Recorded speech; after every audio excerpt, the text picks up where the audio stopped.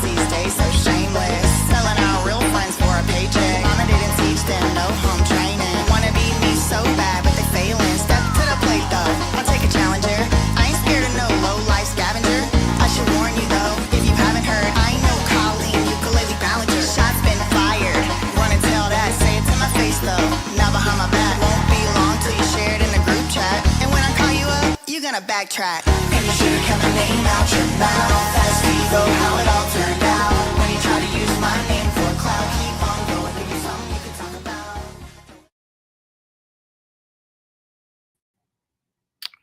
Hello everybody. I have a little bit of a different setup. I'm obviously not in my usual set. So if things aren't working, too bad. I tried my best. We do only have a half day today.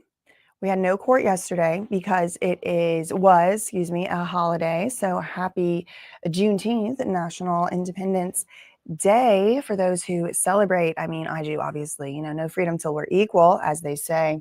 So I don't know how it's going to go today. I have a different mic set up, different camera than usual, different computer than usual.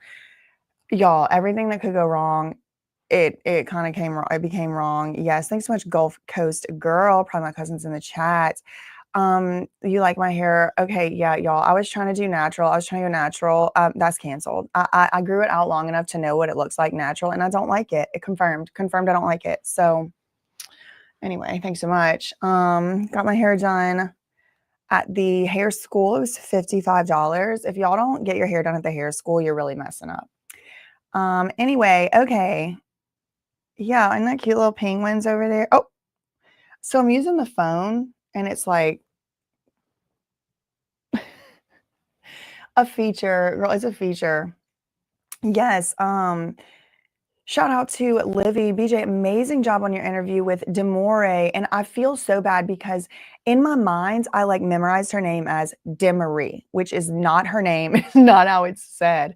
So it's like, I don't know, brain muscle memory that I just kept saying Demery. Her name is Demore. And I did say it like, I think close to right a few times. Beautiful name, beautiful human, so smart, so impressive, and all that. So yeah, y'all, I did want to let y'all know I did interview her. I don't know if you didn't know, but I did interview her. And I just gave her the opportunity to tell her side of things from the lawsuit she's going through. She's suing the CEO of Rock Nation, who happens to be her mother. Horrendous allegations. She provides some receipts. So very interesting. Oh my gosh, shout out Jedi Mind Trick. Hairdresser from South Jersey here, and I'm a huge supporter of my school. See, if y'all are not going to the hair school to get your hair done, they had like little mini barber shop over in the corner. Like you can go over there and get your, barber needs. They were grooming the men. It was good. Yeah. So yes, Demore, I did interview her on my other channel on BJ Investigate. So if y'all want to check that out, it is up. It is going on. And it's doing well. It's being received well. So I'm glad, and I'm, happy to have given her the opportunity to tell her side of things from her perspective. I don't know if I'm going to leave this camera thing. But right now it's kind of fun, kind of a new thing.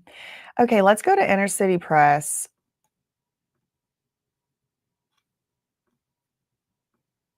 Okay. So it's 9:29 a.m. We're on Inner City Press here. And y'all, we've been waiting for Brendan Paul, the alleged so-called, Mule, for a very long time. It's been like, maybe he was going to come up on Tuesday. And then it was like, okay, now maybe Wednesday. Then they took all day doing a cross-examination. And then it was like, all right, well, Thursday. No, excuse me. Wednesday, a juror had a vertigo. Then, court was canceled. So then Brendan Paul couldn't testify that day. He did plead the 5th, so he does have immunity. And then yesterday, of course, there was a holiday. And then today is, supposedly the prosecution could have even been finished. They could have even been finished on Wednesday. But again, like the juror wasn't available and, they had vertigo or whatever. So okay, they don't seem to have done too much arguing before court today. Because look, it just says, you know, before the jury comes in, the prosecutor, the assistant U.S. attorney said, Your Honor, may I please place a binder of documents on the witness stand? The judge said, yes. All rise. The jurors enter. The judge said, call your first witness. Okay. And before that happens, Teeny Garagos wanted to introduce some exhibits. I don't know why Teeny Garagos is introducing exhibits whenever it's direct examination. Maybe this is how it works. I don't know, girl. All under seal. Okay, so they all are admitted under seal except one. So we're only ever going to see one, I guess. The judge is like, okay, you can admit these exhibits. Okay, and then the government said, we call Brendan Paul. Do you recognize this person? I had to make a whole new Twitter account because I didn't want to log into mine because I didn't know my password. It was a whole thing. Do you recognize this person? And then they show somebody with a tuxedo. Yes. Brendan says, that is Sean P. Diddy Puff Daddy Combs. I worked for him until I was arrested at a Florida airport for possession of substance in my personal assistant bag. Why was it there? Why did you have substances in your personal assistant bag? He said, I was sweeping Diddy's room.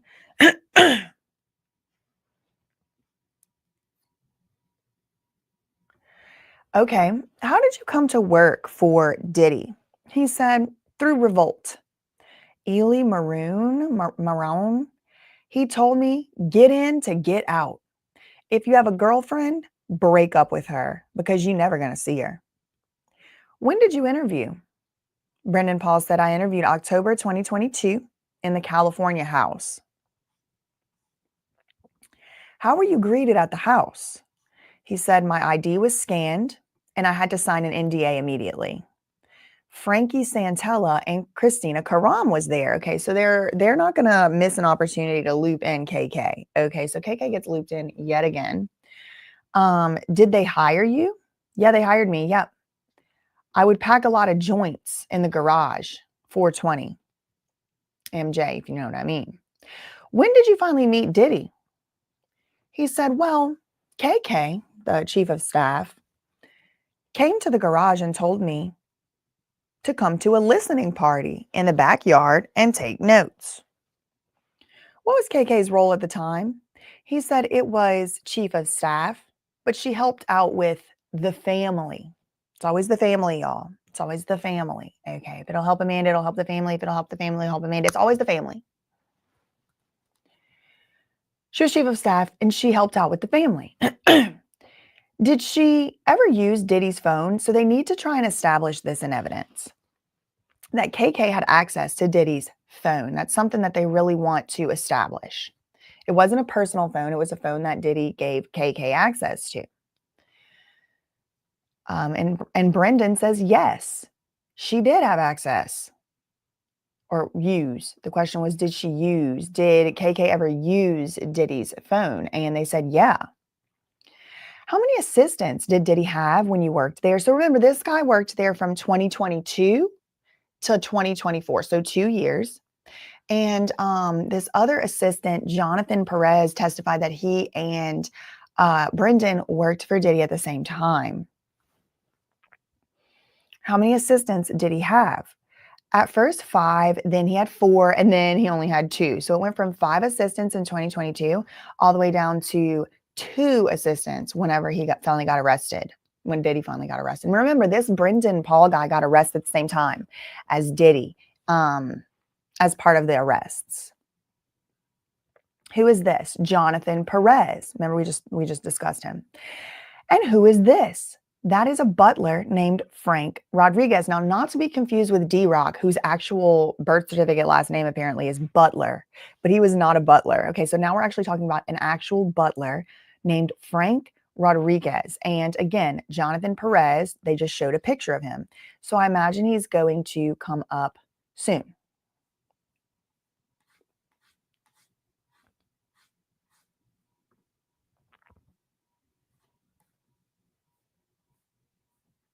Okay.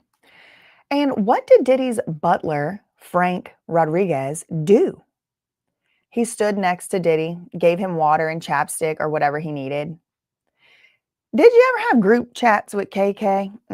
Won't be long till you share it in a group chat. Y'all know. Y'all already know. I'm a prophet and a poet. Okay. I've been telling y'all about these group chats for, I would say years. Stay out of the group chats. Okay. Did you have group chats with KK? Yes. Please, Mr. Paul, turn to the binder and just flip through it. Familiarize yourself with the binder. Okay. Who is this? This is Fahim Muhammad, but we call him Fa, F-A-H. What was your salary, Brendan? He said, well, it started out at $75,000 a year, but then I got a raise to $100,000 and I got paid, I guess, every 2 weeks by Combs Enterprises. Where did you live? He said, I lived in an Airbnb in Los Angeles and Miami. What about KK? Where did KK live? In LA. She stayed in an apartment like 4 minutes from 200 South Mapleton. And then whenever we were in Miami, she stayed at 2 Star Island. Now remember, Diddy apparently owned 1 Star Island and also 2 Star Islands, like 2 separate houses right next to each other on Star Island. Did you accompany Diddy to paid club appearances? Yes. He would ask for $150,000 to go to the club, and they would have to sell things for him, probably liquor, merch, whatever. What did you do to stay awake? He said, I would take prescription ADD raw, and sometimes I would take, not prescription, but cocaine, and I would take that to stay awake.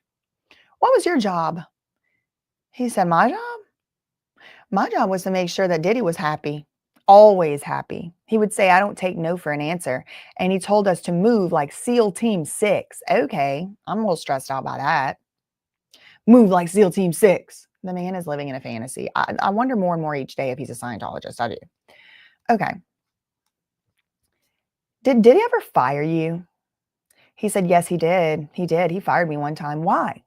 For forgetting his Lululemon fanny pack when he went on a walk. He said, I don't want to see your face anymore. Tell KK you're fired. What did you do?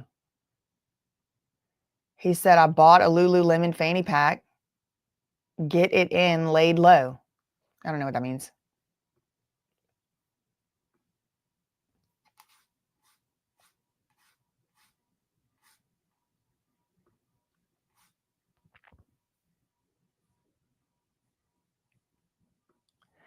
Did you ever file a complaint with HR? No, that wasn't a thing. Okay, that's a good thing to find out.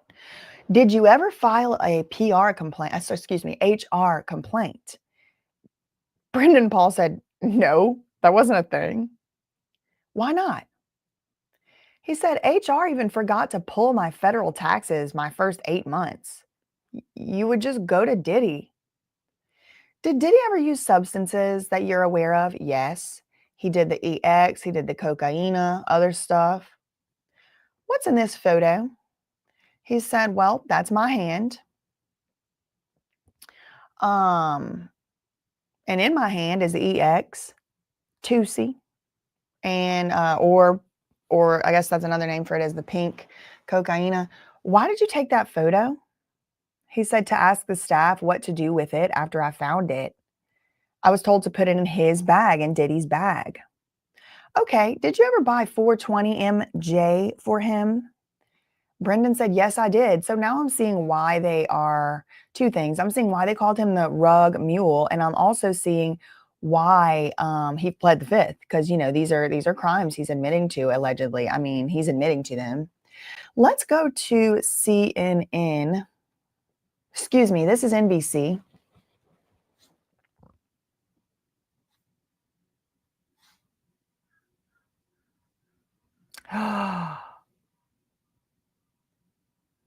Whoa, y'all, it's moving along. Oh my God, it's moving along. Okay, whoa. Okay, so we have a lot of news coming from NBC, y'all.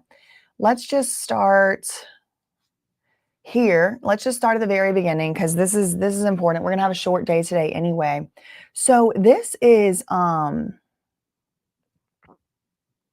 hours ago, NBC.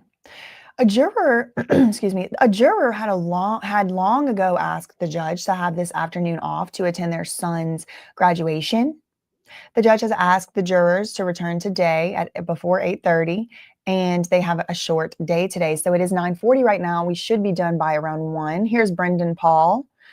Poor guy. I mean, he's been coming to court every single day, and they're not even having him come in for anything yet. So he's here now. Former assistant Brendan Paul set to take the stand. He was a former Syracuse University basketball player. He's taking the stand today. He's expected to testify about substances he provided to Diddy, which he has started to do that. He had been ready to testify Tuesday, and y'all, today's Friday. But testimony from the prosecution's summary witness ran long, so the court was adjourned early on Wednesday again because a juror had vertigo. Allegedly. There was also no court yesterday because it was a federal holiday. Deliberations could be within sight, y'all. So here is the update on we're getting updates. We're getting updates that the jury could start deliberating any moment, pretty much. Look, the judge has ordered the prosecutors and the defense to begin preparations for deliberations, which could start next week. We almost done with this. Y'all had a good little taste yesterday of what it's going to be like when court's over, because we always are like rushing. We're like, hurry up. We want to get to the verdict. We want to get to the verdict. But you know, the real journey is the friends you made along the way, because people were telling me I was having withdrawals without the cousins yesterday. We're going to have to cover another trial, y'all. It's something, it's new. I've never covered a trial like this. Like on the day-to-day like this. I've covered, you know, the Britney Spears conservatorship, but they would have hearings like every few months. It was just one. I would go to court and then I would talk about it. I would cover the documents filed, but like this, where it's like court every single day, this is my first time in like basically 5 years as a content creator doing this. And it's been fun. I mean, it's been challenging. In the beginning, I was definitely like sick, but it's been fun. So deliberations could be within sight, like could start next week. And it's already Friday of this week. So the fact it could start next week, that means it's like soon. The judge wants the government to prepare a laptop with exhibits and for both sides to confer on potential redactions from the transcript of the testimony that jurors want to hear again. So the jurors have access to pretty much all of the evidence they had access to at trial, but sometimes like the judge will leave something out or redact it if the parties, you know, maybe something shouldn't have been said and it was struck from the record and the parties think it's prejudicial or something like that. So the judge has already instructed the two sides to come together and figure out what they're going to do with those redactions. Quote, the court recognizes that the parties will likely be unable to meet and confer on all these redactions for the entire transcript. But the judge said, however, the parties should do so for the witnesses that they believe the jury will most likely ask for. So if y'all think that the jury's going to ask for some specific transcript of somebody's specific testimony, then y'all need to come together and say what needs to be redacted. I don't want to hear in the back end later on like, oh, you should have redacted. No, y'all need to come together and reach an agreement on that already. On the jury witnesses, the jury is most likely to ask for. The court is now in session about 8:45. The judge, now we have some juror number 7 updates, everybody. Remember, juror number 6 got kicked off the jury for going back and forth with different things that, you know, he couldn't keep his story straight, basically, about where he lives, who he lives with, when he lived there, and all of that. Well, the judge has denied the defense. Diddy has apparently made some type of application for juror number 7. The judge said the defense application related to a juror has been denied. The application came up earlier this week regarding a man who was juror number 7 at the time. The judge said that the juror has been questioned. In a trial, so they describe what this is, a juror defense application is when the defendant's lawyer, that's Diddy's lawyer, requests to have a juror excused from the jury. So Diddy and his side requested to get this juror 7 removed. Ooh, I want to see the transcript of that. I want all the transcripts, because you know Diddy is going to appeal on this and say it's racist. But whatever the issue was with juror number 7, it wasn't big enough of an issue to have this judge remove this juror. He's leaving the juror number 7 on the jury. Also, I think it was Tisa who said this, Tisa tells, but the next alternate juror, like if there was another juror to come on from the alternate pool, I believe that that is also a another Black person, a Black woman, I think. And so maybe Diddy was trying to replace, put on another Black juror because they did get rid of juror 6 who's Black. And they made arguments based on race. And the judge was like, I don't know why you're making race-based arguments, because I literally am like constitutionally disqualified from making race-based arguments, but okay. So this juror number 7 issue is also a vital and integral issue with this trial, because the judge has threatened criminal sanctions against the lawyers for leaking this juror 7 information. I don't know why the judge decided to keep this juror or not. I don't know any more information than y'all. I mean, it just says it right here. That's pretty much all I'm going off of as well. Okay, 44 minutes ago, the court, look at this, y'all. This is whenever we logged on the NBC, I was like, whoa, we're getting like really actual news here.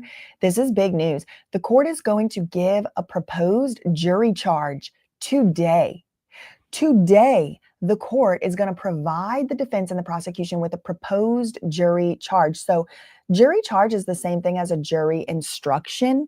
So it's basically like, and it can be really long. It can be 10 pages. It can be long. It depends on how many crimes the person is charged with and alleged to have done. So let me get in the camera. So the judge is going to give the potential, like he's come up with some, what the hell? What? Why did it do that? Okay, anyway. I don't know why I did fireworks, girl.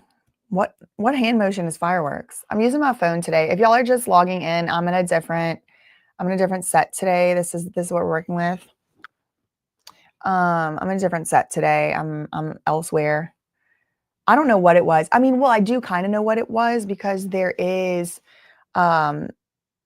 reactions. So you can make it do, like, if you have an iPhone and you have this feature turned on.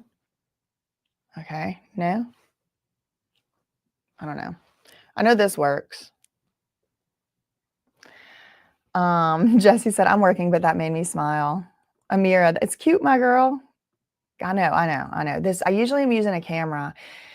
It was a fiasco this morning, but it's okay. It's okay. I'm doing the best I can. People used to YouTube with much less, so I can make anything work, girl. Okay, so, but look at this. Today, the judge is going to provide the defense and the prosecution with the proposed jury charge. So he's going to give it to the different sides so they can hash it out. These are the guidelines by the judge to the jury before deliberations. The judge said the proposed charge will have instructions regarding potential modifications the defense and the prosecution may have. Both parties will have the opportunity to ensure that nothing is missing. So he's given them the draft, because we're going to have to be reading these instructions to the jury like next week.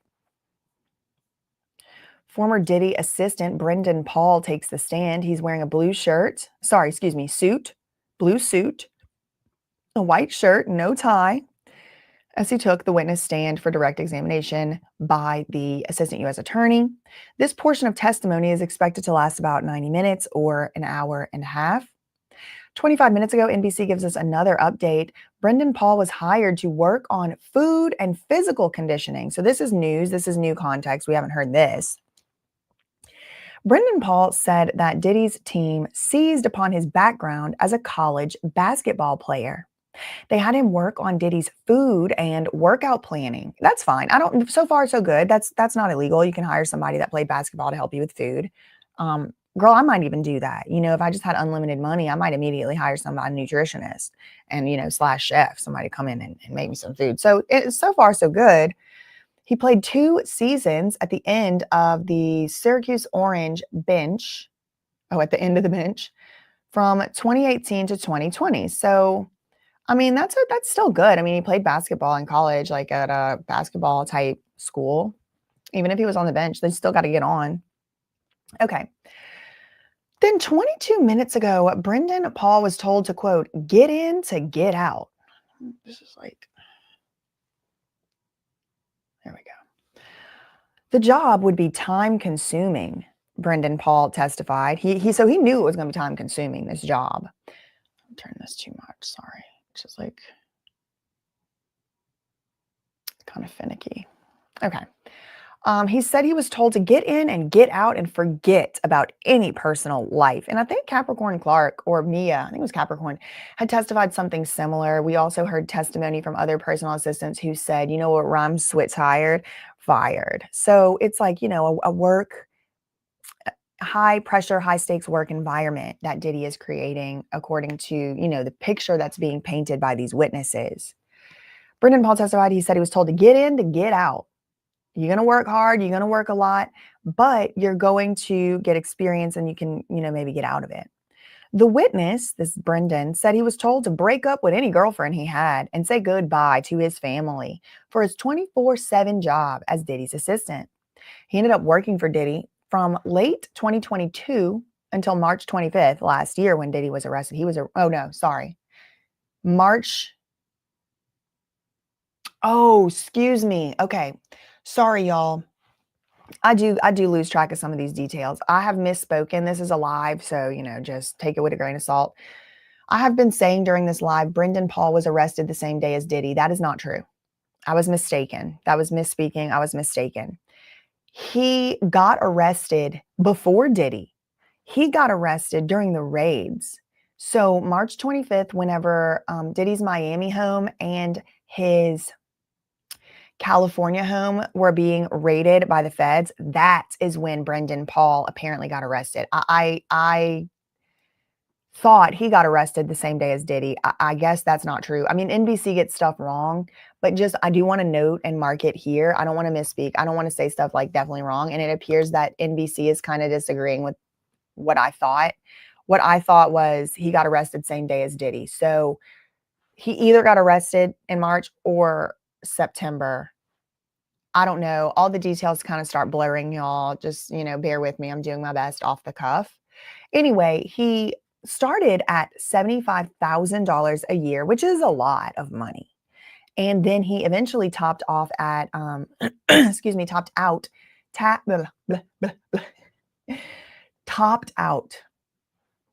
topped out at $100,000 by January last year. He recalls days without sleeping and using substances. He testified that the longest he went without sleep working for Diddy was 3 days, but he did have a few naps. Quote, I was young, so I was able to handle it. Boy, it was 3 years ago. He's like, I've really aged these past 3 years, y'all. You don't even know. I was young, so I was able to handle it, he explained. He said he would take Adderall and rarely he would use the cocaine. He noted that prior to working for Diddy, the only substance he consumed was the 420 MJ. Diddy did not take no for an answer. Brendan Paul testified that his job was to, quote, make sure Diddy was happy and carry out all requests to his satisfaction because Diddy did not take no for an answer. He compared his staff of assistants to SEAL Team 6, demanding they move with no failures, according to Brendan Paul. We have 2 more updates since we started reading this. Witness was fired multiple times. This is 7 minutes ago. An impulsive Diddy fired Brendan Paul multiple times, including one time for forgetting to bring Diddy's Lululemon fanny pack. Chief of Staff Christina Karam told Brendan Paul to just keep a low profile and it'll blow over. He recalled seeing Diddy a few days later and he just said, hey. So he saw Diddy later and Diddy's like, hey, like after firing him. Now, Brendan Paul also testifies that he was given directions about which substances to buy.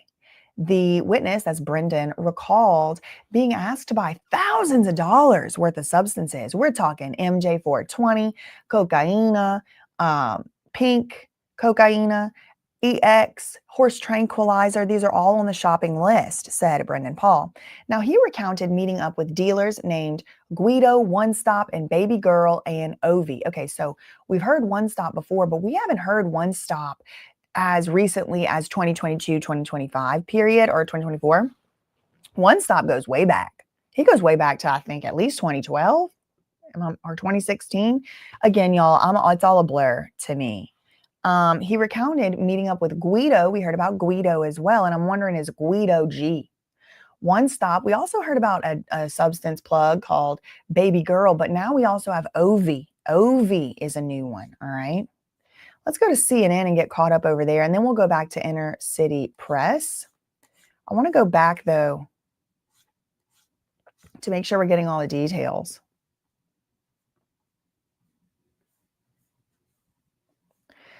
Bear with me, y'all. I'm working with the tech I have here.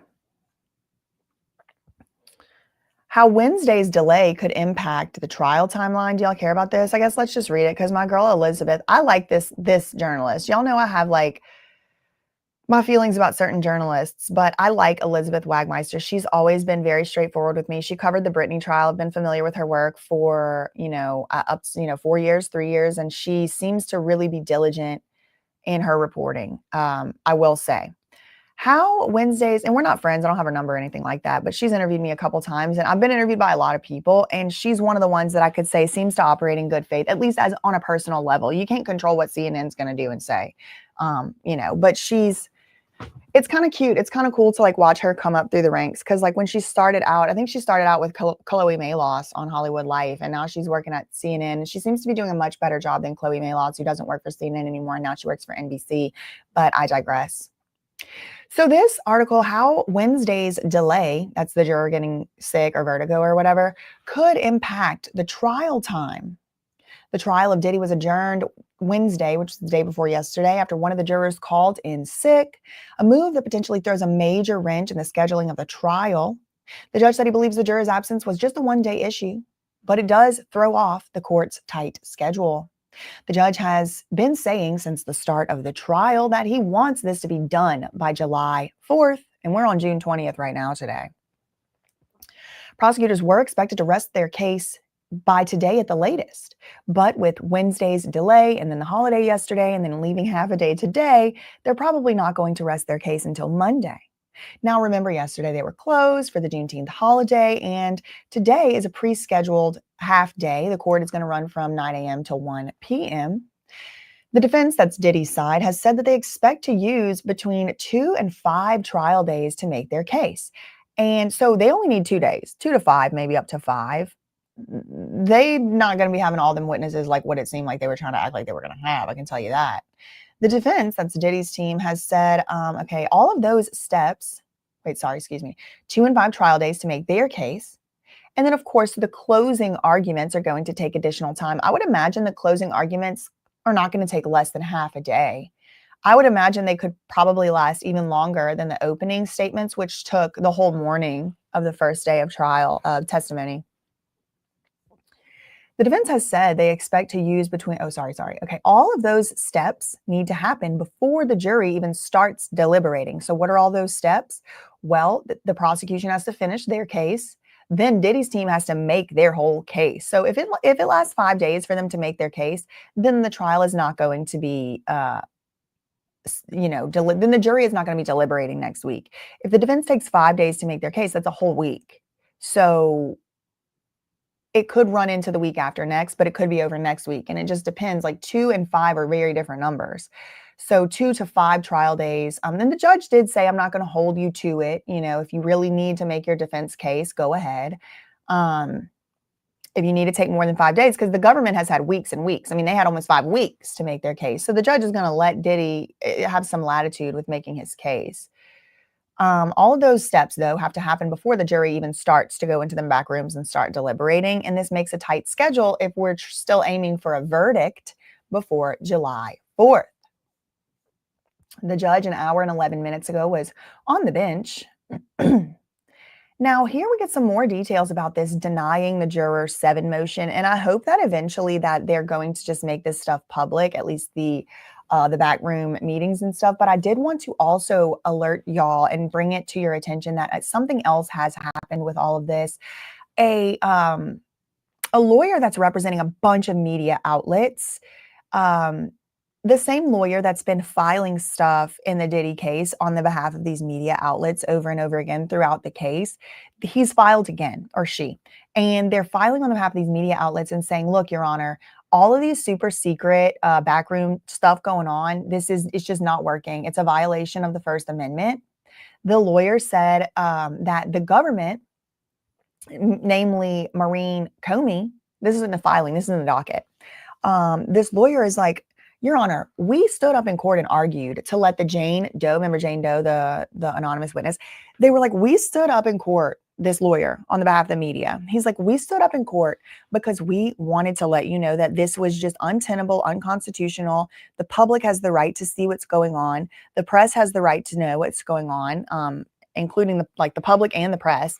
And Maureen Comey stood up and argued and said, oh, Your Honor, we can make these Jane Doe exhibits available so fast, so easy. It's not, we just need to make sure it's redacted. And, at the latest, it would be within a week. And some of the ones that, don't need to be redacted, we could just put them up that same very day.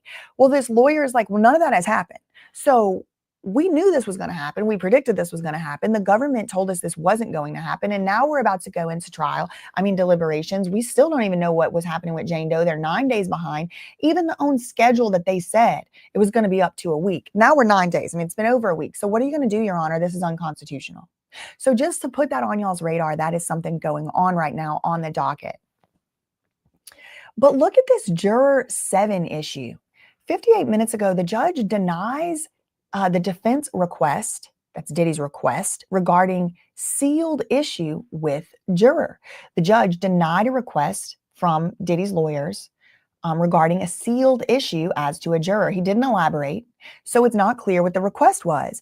And if anything comes out in the media, we know who it's going to be, because the judge already admonished Diddy's side and the prosecutors, because the prosecutors said they had nothing to do with it, and Diddy's side also said they had nothing to do with it. So they were like, no, Your Honor, we don't know who told about that sealed courtroom meeting. We have no idea. And the judge, he didn't specifically mention TMZ. We don't know for sure if it's TMZ. So let me just be very clear. That is what I believe. That is what I speculate. So maybe it's not the TMZ article, but the TMZ article did reference stuff that happened in the back rooms. It referenced stuff, that was under seal. So the judge is not mentioning anything here. So we really can't, according to CNN, put it together what's going on still with this Juror 7, but it has something to do with a mystery text message that he received asking if he was Juror 6. The judge didn't elaborate, so it's not clear what the request was. In the past week, Diddy's lawyers and prosecutors addressed an issue about Juror number 7. Now remember, this is not the one that was taken out of the trial. This actually is the one that the judge is now refusing to take out of the trial. So Juror 6 was the one removed. The prosecutors addressed an issue about Juror number 7 under seal this week.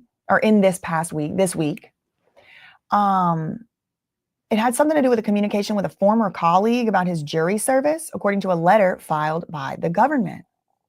But the judge is letting that juror stay. Former Diddy assistant Brendan Paul to testify today. So this is him. Be the next witness. He will testify today until about 1. Diddy's former assistant takes the stand. Prosecutor Christy Slavic is questioning him. Diddy's assistant explains the 2024 arrest. He said he worked as an assistant to Diddy from late 2022 after graduating college. So he, first job out of college is Diddy's assistant. And he stopped working for Diddy when he was arrested in March last year at a Miami airport. He said he was on his way to a family vacation with Diddy when he was arrested for possession of cocaine. He said it was in my Goyard bag, I don't know how to say that, for personal assistant duty. So it was like his work bag. He said he was sweeping Diddy's room and he grabbed the cocaine to put it somewhere else, but he forgot to take it out of his own bag before leaving. So he's blaming it on Diddy, snitch in. He testified he knew going in that working for Diddy is going to be a tumultuous job. He testified he first heard about the opportunity to be Diddy's assistant from Ely Maroon, one of Diddy's former assistants. He told me to get in to get out. If you have a girlfriend, break up with her and you're never going to see your family. Okay, so this he knew this going into the job, which I'm sure Diddy's team will rely on and be like, didn't you know this was going to be a job where you're going to have to work hard? Didn't you get warned that you were going to be expected to be all in? Didn't you get warned? You're going to be working so hard and you agreed to do it. He testified that he understood that this guy, Ely, was telling him it was going to be a really tumultuous job that required all of his attention. He interviewed for the position in the fall of 2022 at Diddy's LA home. Before entering the home, he had to give his ID to Diddy's security and he had to sign an NDA. And then he met with KK and someone named Frankie Santella, which is Diddy's music manager, for about 20 minutes. Brendan Paul said he started working for Diddy a few days after the interview. In his first few weeks on the job, he said he worked out of Diddy's LA home and mainly received instructions from other assistants. So it was SEAL Team 6, y'all. There was a hierarchy. He said he divided his assistant duties with Diddy's other personal assistants. He testified that he helped to handle Diddy's travel logistics and his packing, and he helped Diddy with his fitness workouts. So he was kind of like a personal trainer, if you know, you know. He helped with Diddy's meal plans and music-related needs. He also would be the designated 420 roller. He would pack those in Diddy's garage, allegedly, according to what CNN is saying. Now we get some more details about the working conditions. He says that he had to work up to 100 hours a week. Former Diddy assistant, he said he would typically work between 80 and 100 hours a week. He said he would usually work 4 to 6 days a week, and he was always on call. Starting salary was $75,000. He later got a raise to $100,000. He was paid by Combs Enterprises. So who was cutting his checks? Combs Enterprises. Brendan Paul said he traveled frequently for work. He flew with Diddy on his private jet 3 or 4 times. So he did go on the private jet 3 or 4 times. But he said he usually traveled separately than Diddy. So he could get there first before Diddy and set things up so it was comfortable for him. You know, he had to put the ketchup, he had to put the applesauce, he had to put the baby oil or whatever. He said the purpose was, quote, so when you walked in, everything was seamless and he had everything he needed, meaning Diddy had everything he needed. Now, Brendan Paul said that sometimes other employees, other employees like stylists or photographers, they would also travel early with Brendan Paul as well. He says when he traveled for work, the travel manager would book the travel.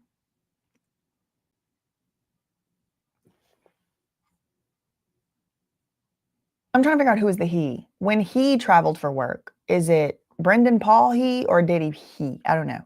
But there was a travel manager. I think we've heard about this person. It's like Jesse or Jen or something. Would book the travel.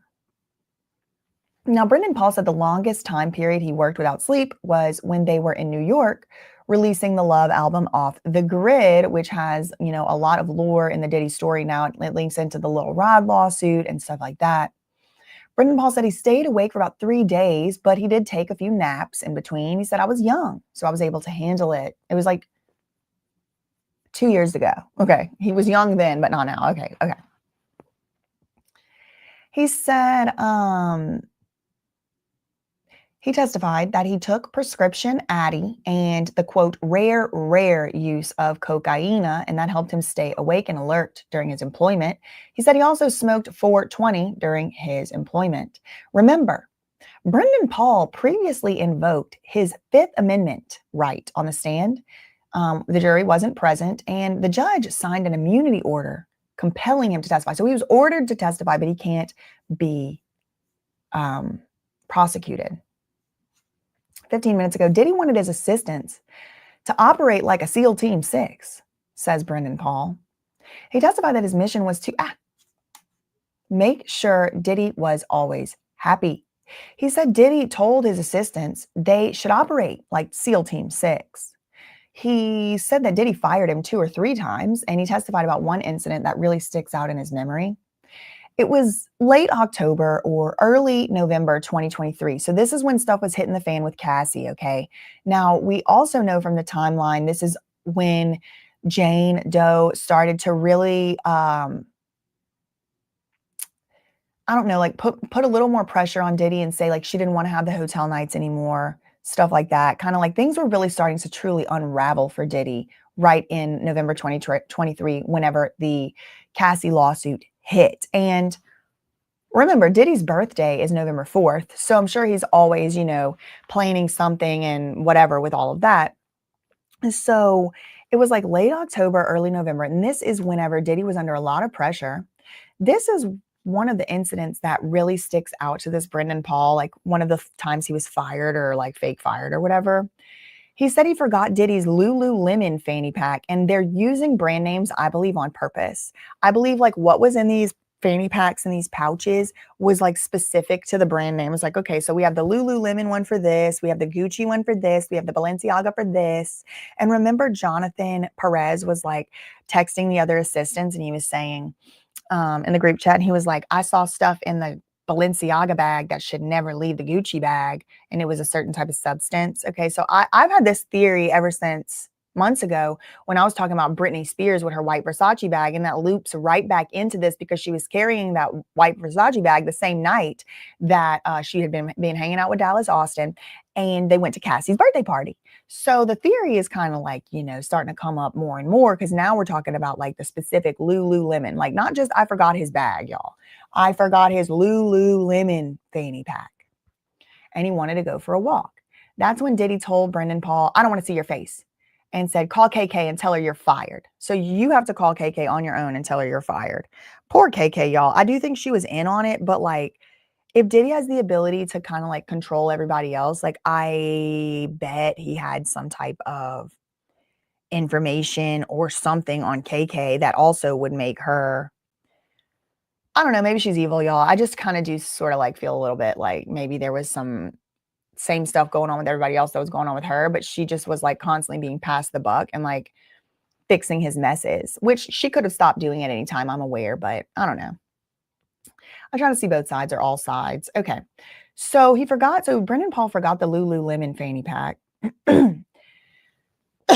That's when Diddy told him, call KK and tell her you fired. He recalled that Diddy's former chief of staff, KK, told him to lay low. Soon after that, she sent Brendan Paul to go set up Diddy's London hotel room around his birthday that same year. Okay, so he was going to have a hotel night for his birthday, and that's whenever they decided that Brendan Paul was going to be useful again.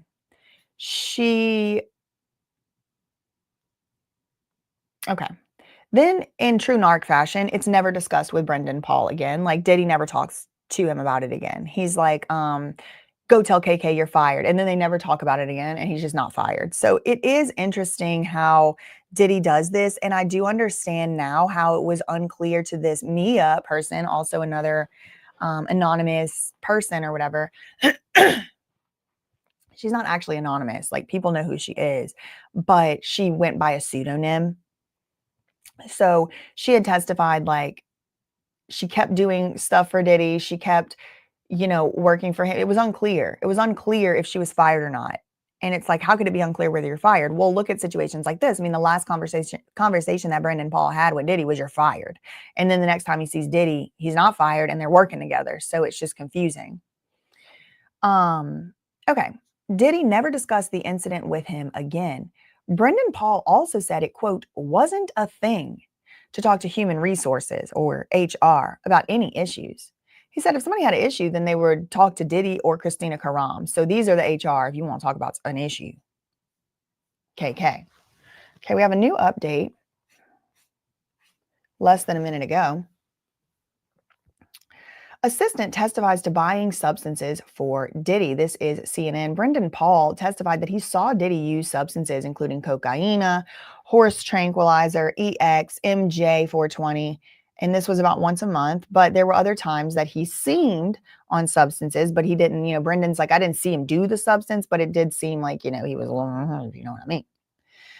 Okay, so now we are finding out that the jury is seeing some evidence in the form of a photograph. The jury saw a photo that Brendan Paul took early in his employment of EX and a powder form of K, which is a horse tranquilizer, and Molly Jean, if y'all know, that was dyed pink for the aesthetic. Okay, I don't think it's for the aesthetic. I think it's for the brand, so you know who it's coming from. If you watch the American Gangster movie, then you know. According to Brendan Paul's testimony, okay, so he said that Diddy or another assistant would tell him to obtain the substances for Diddy. He testified he would buy MJ 420 about every 2 months. He would pay, whoa, $4,200 for 16 ounces?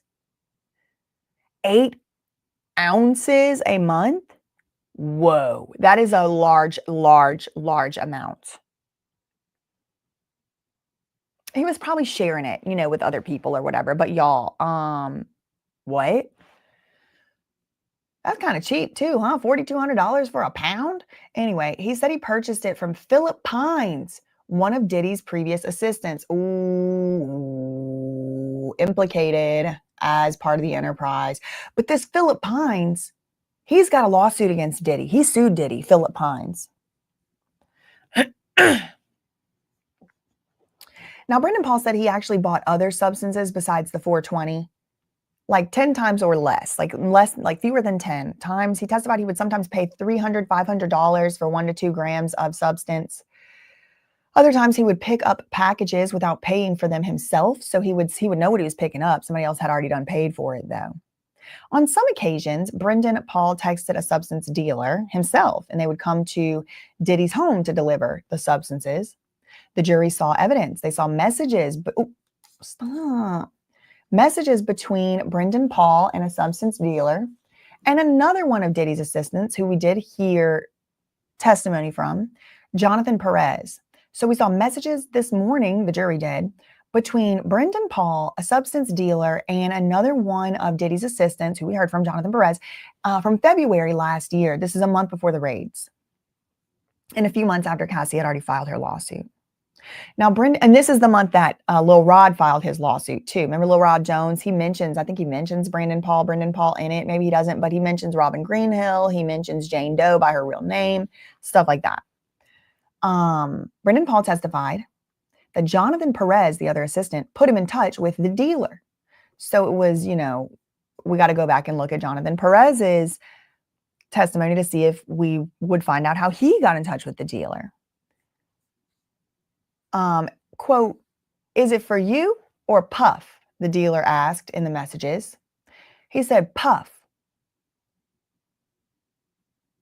But please don't disclose that. You can tell whoever it is, it's for me." So Brendan is like, don't run around telling people this. So like, it's not really for you to run around telling people. It's more just so you know, like if you give him some whack, then he's going to know, and you're going to have to deal with him, not me.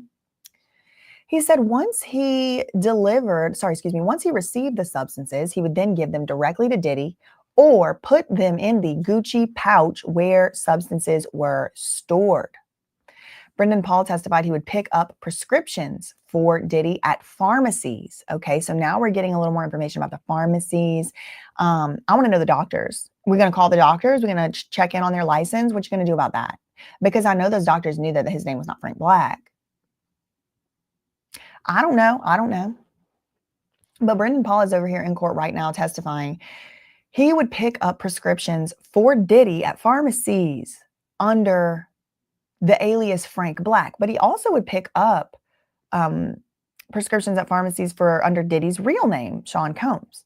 The jury saw messages Diddy sent Brendan Paul on Valentine's Day last year asking him to get Xanax. Brendan Paul testified that Diddy did not have a prescription for that, so he wasn't able to obtain them. And this was right around the time that Lil Rod was suing him. Cassie had already sued him. He had settled. Jane Doe and him were broken up. Less than a minute ago, we get another update from CNN. Paul testifies that Wild King nights stopped at hotels. This is a good update. Brendan Paul testified that, quote, Wild King nights had stopped happening at hotels November 2023, and that's when Cassie filed her lawsuit. He said when Diddy's former chief of staff, KK, let me start over.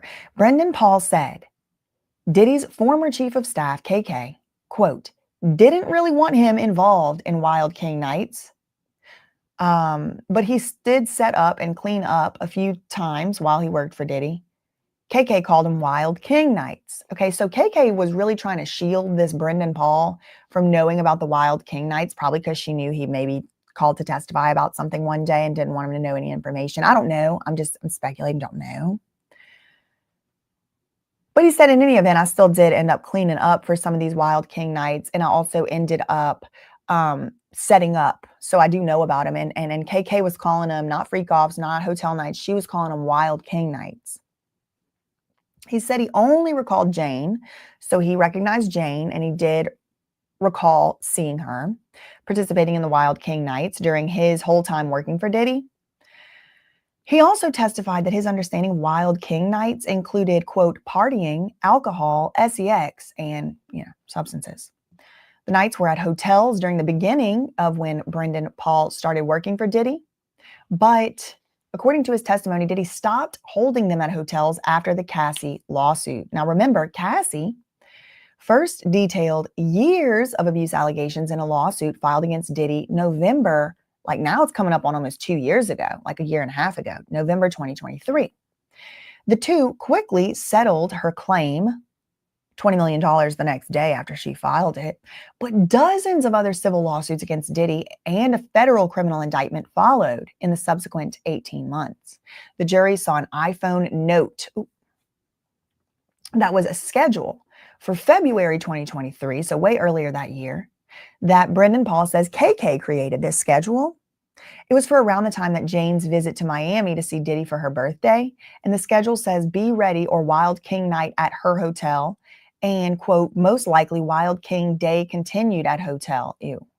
Now, remember, Jane testified that Diddy gave her the impression that there would be no hotel nights on that trip. So they are setting up and showing evidence for us that while Diddy was telling Jane one thing, he really didn't have the intention to follow through with what he was telling Jane, because he was telling his whole entire staff something else.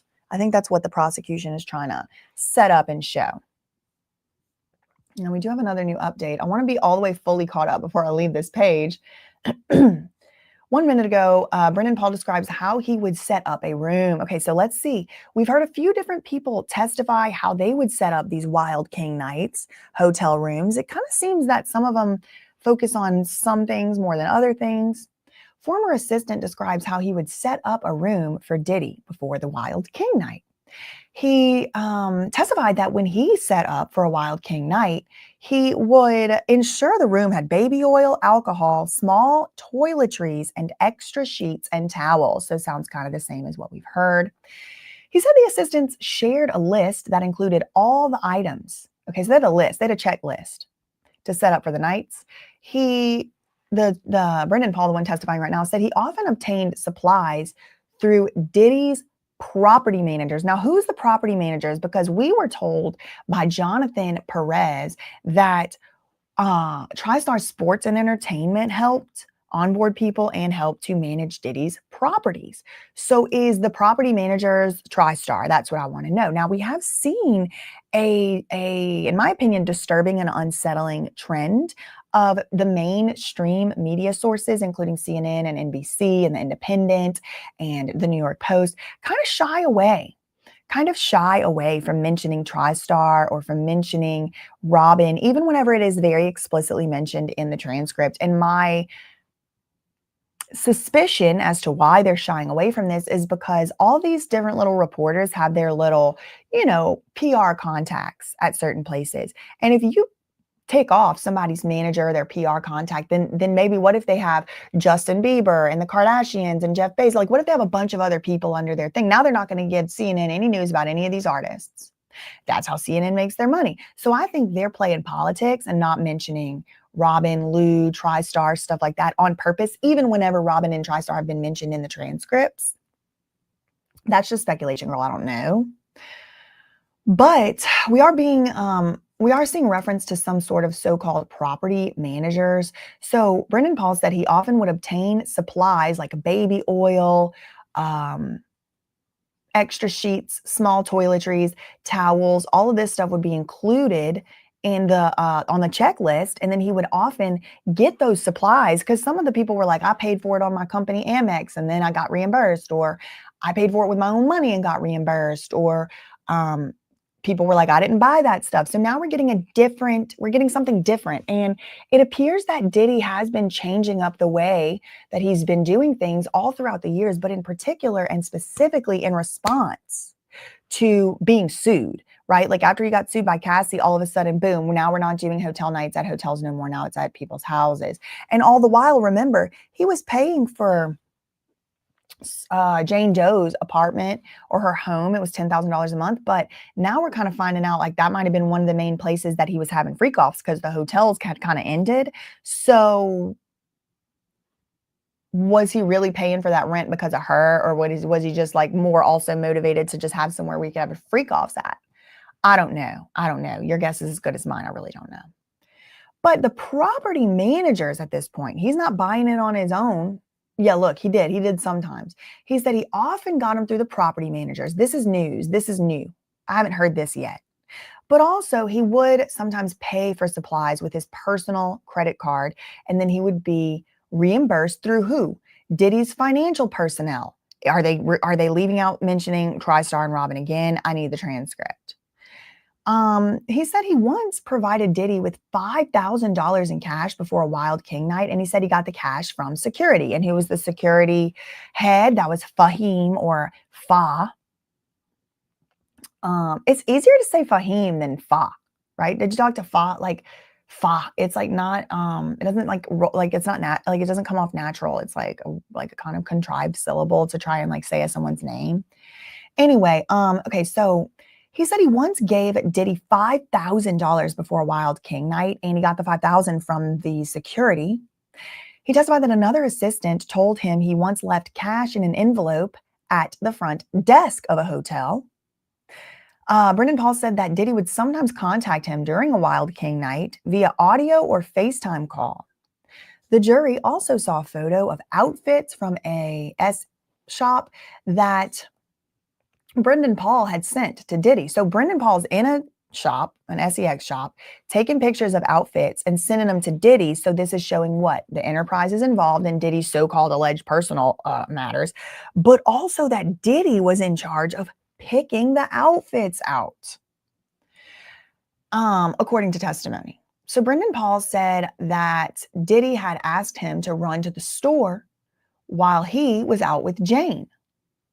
But Diddy never responded after Brendan sent him the picture of the outfits. So maybe Jane responded. We have another new update.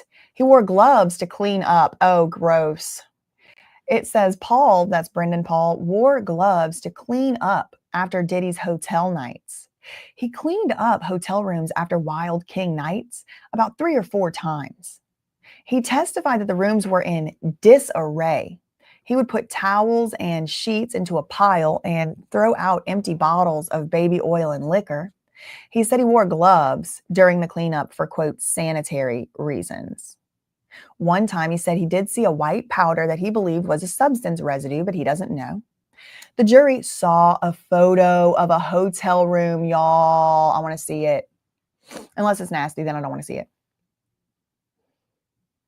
Who is the travel manager? Is it Jen or Jess or who is it?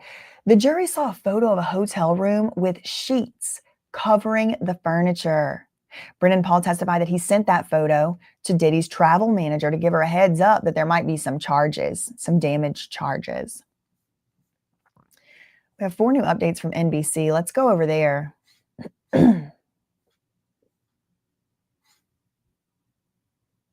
So the most recent one we read was that he was given directions about which substances to buy. The witness recalled being asked to buy thousands of dollars worth of substances, MJ 420, cocaine, pink. I think I don't know if pink's cocaine is the same as 2C or not. I think they're both pink, but I really don't know. Also EX, horse tranquilizer, they're all in the shopping list. And he recounted, we already read this one, meeting with Guido, One Stop, Baby Girl, and Ovi. He testified that he did substances with Diddy to, quote, prove his loyalty. He testified that Diddy asked him to try substances and he did it to prove his loyalty. He said, quote, I felt euphoric, but it didn't feel the full effect. Like I felt kind of happy or whatever, but I didn't feel like what they expected or what they had described, that I was going to feel or whatever. And he asked if it was good Diddy asked him, is that good? And he said, I said, yes. Then I just kept working. Okay, 13 minutes ago, NBC gives the packing list for hotel nights. He testified he had a long list of items he needed to pack for Diddy on the defendant's hotel nights. He said that he needed to make sure that Diddy had all his toiletries, his lights. Remember the little mood lighting? He liked red lights, sometimes blue. He needed candles. I don't know if they were needed to be white or what. He needed incense. That's the first time I think I'm hearing of incense. He needed protection. He needed liquor, soup, Astro, and a Gucci pouch that had his substances in it. And he also said he had to pack $5,000 for Diddy. He testified he didn't snitch. Okay, so here I am saying he snitched. And he's saying, no, I didn't snitch about who asked him to carry the substances. Now, when he was arrested last year in March for possession of cocaine, he said he refused to tell authorities why he was carrying those substances. Even though they were not his, he didn't give up any names. When the prosecutor asked why he wasn't initially helpful to law enforcement, he said one word, quote, loyalty. Let's go to Inner City Press, because I'm never going to catch up if I just keep going, because it's like another one, and another one, and another one. Okay, hold on. Let me go back to the last one I read. Oh, look at all these tweets. Okay, the most recent tweet we read on Inner City Press was, what is in this photo? He said, it's my hand. It was early on when he first started working for Diddy. And he said, I'm holding substances in my hand. Why did you take this photo? He said to ask the staff what to do with it, because I found it. I didn't know what to do with it. I was told to put it in his bag. So I did. Okay, did you buy MJ 420 for him? Brendan Paul said yes. I wonder if he's related to Logan Paul.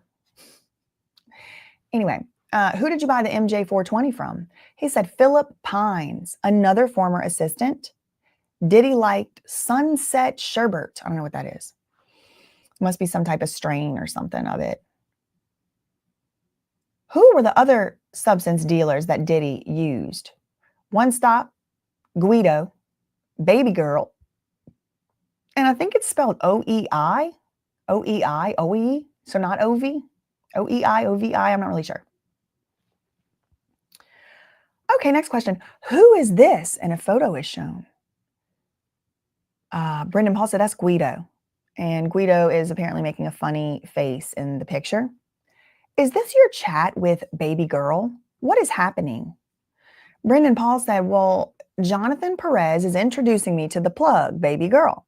She asked me, is it for you or Puff? I responded, Puff, but tell anyone it's for me. Why did you, because here's a question the prosecutor asked, Brendan, why would you tell the plug dealer to tell other people that the substances were for you? He said, well, Puff is high profile, so we used an alias. Oh, boom. Did Diddy use the blue pill that makes you aroused? Yes. We would put it in his nightstand. Y'all, we're inching closer and closer to honey, okay? It's the honey is coming. Listen, I already predicted it, but I'm putting another stake in the ground here, June 20th at 10:33 a.m. The Cialis, the honey, the tadalafil, the Viat, all that. It's coming up, and it's going to come up in other people's investigations, because you cannot have marathon S relations as a assigned male at birth anatomy without. It's very rare that they're going to be able to do it for 18 hours, y'all. They have to have some type of assistance. And then that's just if you're normal functioning within like the normal range of bell curve. Okay. Now, what if you're like already having issues? Like Sheree Hayes, the Punisher, said that he has dysfunction specifically because of the debauchery that he fried his dopamine receptors or whatever it is. So did Diddy use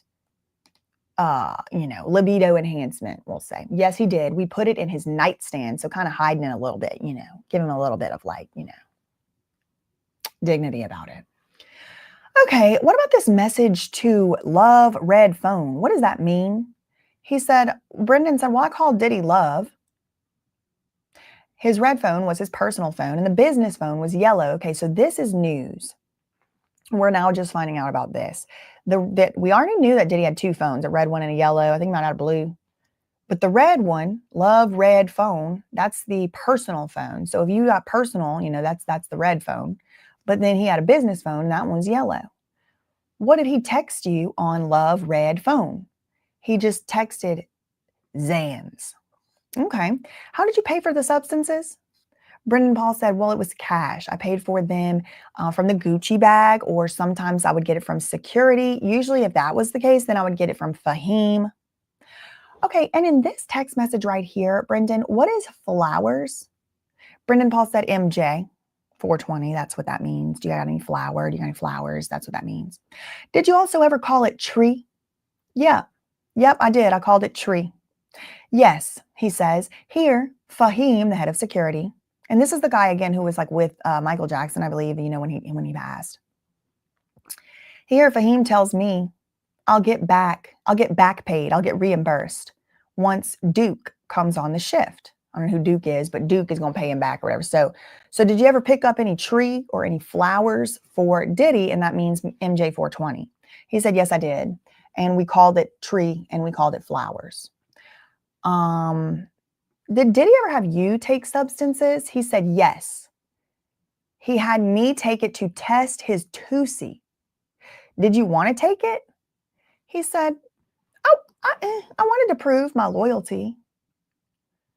Okay, what were Wild King nights? Brendan Paul said, well, Diddy had significant others, substances, and relations.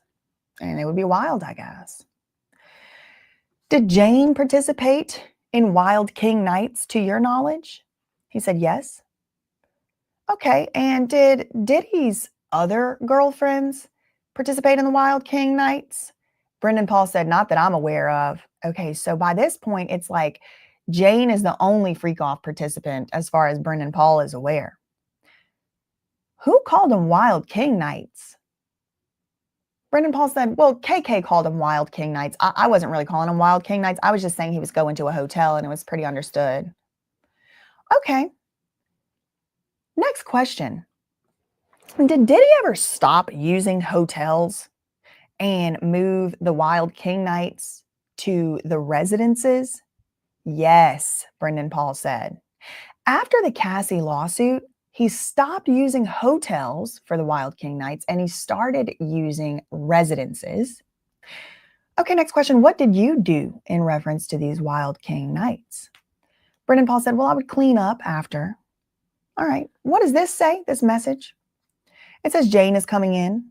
Brendan is setting it up. Wild King night probable. Now remember, this Wild King night probable, what we're hearing is that Jane Doe had been told by Diddy there wasn't going to be no Wild King night. But everyone is setting up the Wild King night as if there is going to be one.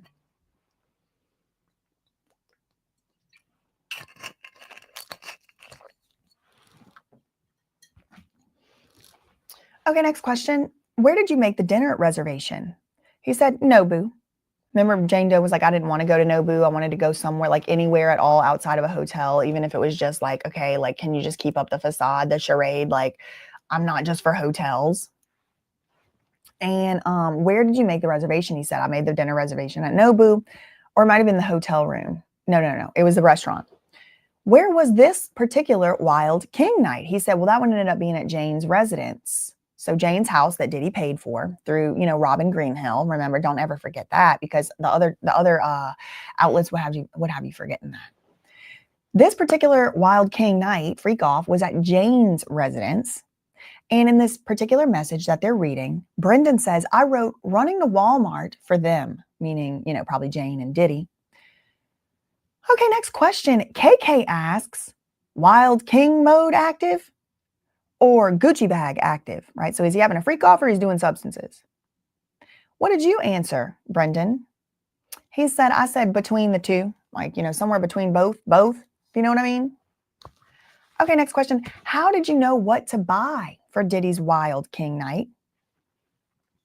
Brendan said, well, there was a shared document in the Notes app. Okay. Who was responsible for the Astroglide? The property manager. Okay, recently we were told TriStar Sports and Entertainment helped to manage Diddy's Properties. Who told us that? Jonathan Perez. So is this trying to tell me Lou Taylor's business is responsible for the supplying the Astroglide is what I want to know. Because baby oil, you can plead plausible deniability, baby. You can act like that was for pool wrestling. You can act like it was for massages. You can act like because it's just you was ashy. But Astroglide, good freaking luck. There were 900 bottles of it in one house. This house. So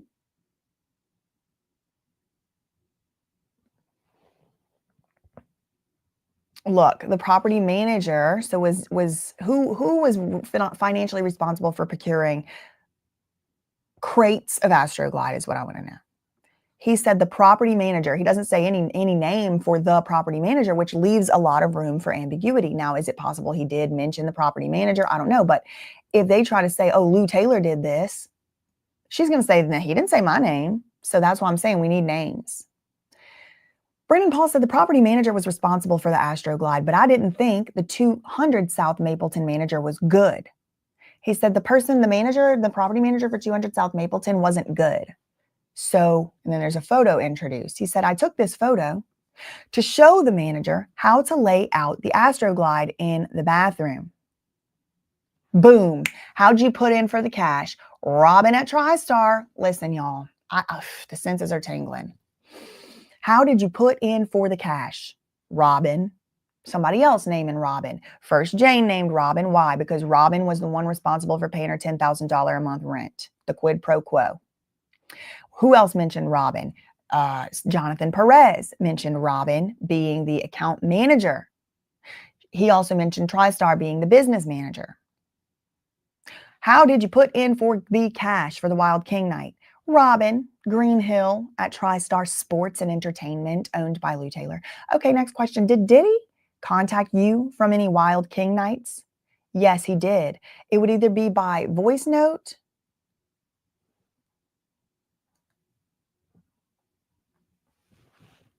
It would either be by voice note or... Girl.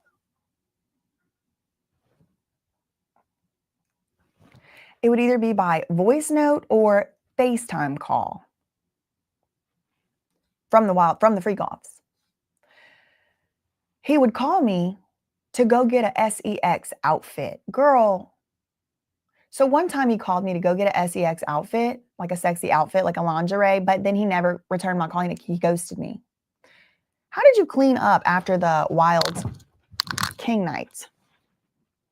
He said, I wore gloves. Why did you wear gloves? Brendan Paul said, for sanitary reasons. Okay. Is this a photo of the day of your arrest? Yes. This was March 25th, 2024. I got arrested, and it was a rented jet. Now, this is interesting because Diddy has a private jet. So where was that, and why wasn't he getting onto that? He said, this is a photo of the day of my arrest. Yes. And the cocaine you were arrested with, was it Diddy's? Brian Steele. So I guess Brian Steele, finally, we're going to get a little bit of a show, y'all. We're going to get some theatrics because Brian Steele is going to be on the cross-examination. He objects. He's like, Your Honor, you can't ask if that was Mr. Combs's substances. Okay, fine. The judge says, sustained. Re-ask your question. Okay. Were the substances that you had in your fanny pack pouch or your backpack or whatever, were the substances, the cocaine, was it yours? Brendan said no. Was it Mr. Combs's? Again, Brian Steele said, objection, Your Honor. Obviously, the substances were truly humble under God. The judge then, for some reason, I guess it's because of a lack of foundation, the judge now allows the question to be asked, was the substances Diddy's? Brendan Paul said, yes, it was. It was his. Okay, next question. What did you do? What did you do after you got arrested? And we did know this. This was widely publicly reported. He said, I went into a diversion program, a substance treatment program. Was it Aura, girl? Did he go get virtual reality exposure therapy? I want to know. He said, I went through a diversion program. I didn't have to go to jail, but I did do substance treatment, rehab or whatever, and community service and probation, whatever. Okay, no further questions. So he's done for the direct. Now we're going to get Brian Steele up to bat. You walked up. Maybe it's walk on. You walked on. It says walked up, but it's probably walk. You were walk on to play basketball at Syracuse for an iconic coach, didn't you? This is Brian Steele, Diddy's lawyer. Brendan Paul said, yeah, I did. And you did also play at UNC, which I guess is the University of North Carolina, but the pandemic ended that. He said, yes. And you weren't just a substance mule, were you? The prosecutor objects, but the judge lets the question be asked. He said, no, I was not just a substance mule. Brian Steele said, so it was like just a minor part of what you did. Brendan Paul said, absolutely. I mean, I did get substances for him, but it was just a minor part of my overall job. So remember, Brian Steele is the one that's really pushing on this personal assistant versus job assistant. He did the same thing with the last assistant, which was Jonathan Perez. And he's basically trying to make it seem like Diddy's employees who were afraid to be fired at any given moment were just like for fun off the clock getting substances for Diddy. But that's just not what was going on, in my opinion, based on what, my personal opinion of it. But Brian Steele is really pushing hard to try to make this be the theory. He's like, the substances you got for Diddy, those were for personal use, weren't they? Again, trying to make a difference between personal and business, because if it was under the guise of employment, Diddy, it's not looking good for the RICO. So the judge is like, you can't ask that like that. You need to rephrase the question. You can't say, oh, you just got substances for him for personal use, right? Like, what other kind of substances would it be? Like, for business use? Like, of course, Diddy was going to say like, oh, it's just for me and my hotel nights. But this guy was a personal assistant, which was his job. Like, just because you're a personal assistant doesn't mean that you like don't have workplace protections or that what you're doing isn't still your job. So you have to rephrase the question. He says, okay, were the hotel nights personal? The assistant U.S. attorney said, objection, Your Honor. What is this? He's trying to get the jury confused on the issue of personal versus business. The judge said, true. Stop asking that. Rephrase. Okay, new question. This is Diddy's lawyer. It was Diddy and Jane, relaxation, personal, right? From your observation? Yes. Did you ever see Jane as hesitant to have a freak off or a wild king night? Brendan Paul said, no, I never did. I never saw her as hesitant. Okay. If you ever saw any non-consensual activity, you wouldn't have worked there, right? You would have quit. Objection, Your Honor. What the hell? What even kind of question is this? And the judge is like, exactly, like, what are you doing? Stop asking that. Ask a different way. The judge is like, sustain the objection. Okay, fine. You wouldn't work for a criminal, would you? And Brendan Paul's like, no, but like obviously what he's already testified to, like he would, because he knew like criminal activities were going on. If he didn't know that, he wouldn't have pled the fifth, because you only plead the fifth to stop from incriminating yourself. If you could also be charged for it, you can't be charged for something that you don't believe is a crime. Like, I mean, you can, like a lot of people don't know something's a crime and they're charged. But do you see what I'm saying? Like this guy had the mental state that there was crimes being committed. And again, y'all, I don't know. I wasn't there. But this guy saying he was picking up substances from One Stop. He was picking up from Baby Girl and this and that. He was, the substances is like really the big one. He was carrying substances on a plane. He got arrested. And so it's like, if you were carrying those substances and you got arrested, but those substances were for the person you worked for, then you know it's a crime. So it's actually not credible or true that you, quote, would not work for a criminal, because clearly, based on the logical chain that I just laid out, in my opinion, if any of this is true, I don't know. Personally, I wasn't there. Then he would work for a criminal, and he in fact did. And he didn't even snitch because he wanted to show his loyalty. So this kind of makes him look a little bit wishy-washy and like maybe he's not telling the full truth. Do you care about your reputation? Brendan Paul said, yeah. And you were arrested for 27 grams, just barely personal use. And this was a mistake, right? Brendan Paul said, yeah, all that's true. It was a mistake. It was just a small amount. I don't know how many grams is grams. I've never been around it, y'all. I don't even actually know if I've ever even seen cocaine in real life. Like maybe I have. I can't think of a time where I actually saw it with my eyes. So I really don't know what is a gram or 27. Like that seems kind of like a lot to me. So Brian Steele's like, it was just a little baby amount, barely personal use. It was a mistake, right? And he said, yeah. And your case was dismissed? Yeah. Did substances make Diddy more focused? Okay, so now Diddy's the victim. He needed to focus on his work, so he needed to do the drugs. And Brendan Paul said, yeah, he did get very creative when he would do the substances. Okay, next question. As you sit here today, Brian Steele says, are you indebted to Diddy? Brendan Paul said, for the most part, Brian, I had good experiences working for Diddy. I personally didn't see this monstrous side of him. You know, he did fire me a couple times for no good reason, but I mostly had good experiences working for him. And Brian Steele says no further questions. So then they go into a sidebar and they come back. Now they're on redirect. Now we're on redirect, and the prosecutors are off to a rocky start on their redirect. First question on the redirect. So this is going by quick, y'all. They might rest their case today for real. Did you know what was happening in the Wild King nights? Objection, Your Honor, Brian Steele said. And the judge is like, can you rephrase the question a little more specific? Okay, were you there at the Wild King nights? He said no. What did you believe the $5,000 was for? No, Your Honor, objection. The judge agrees. He's like, you can't just speculate about 5,000, but if you have some type of proof, some type of evidence, some type of factual knowledge, you can do that, but you can't speculate on what you thought the 5,000 was for. Okay, rephrase the question. Question, did you give Diddy $5,000 cash in another context other than before a Wild King night? No, said Brendan Paul, I did not. And you said you wouldn't work for a criminal, right?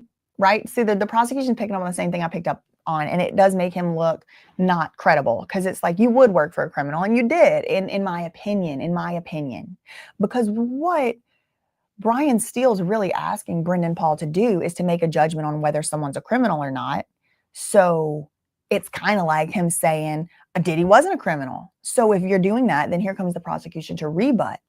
And the prosecution says, well, you said you wouldn't work for a criminal, but you bought illegal substances for Diddy. Brendan Paul said, yeah, I did. More than 5 times, but it was less than 10. Okay, so then a criminal, but only 5 times. And you a criminal too, allegedly. I don't know, innocent until proven guilty, but they're not going to charge him for this because he's got immunity, remember. Okay, how do you feel about Diddy? Brendan Paul said it's complicated. No further questions. Recross, no. You may go. So he's done, y'all. We waited all week for that, and it was an hour long. Okay, we got 5 updates from NBC. So let's go and catch up.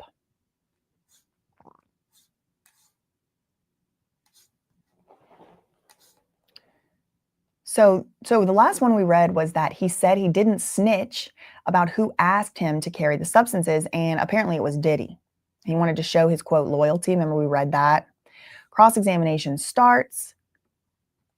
Brian Steele is questioning, okay? He said he was absolutely not a drug mule. So we already read like this testimony or whatever, but on Inner City Press, but I'm going through each of the sources to see if we can get some more information. Logan Paul. I don't know why I keep almost calling him Logan, because it's like Logan Paul, Brendan Paul. It like kind of has a similar like cadence. Okay.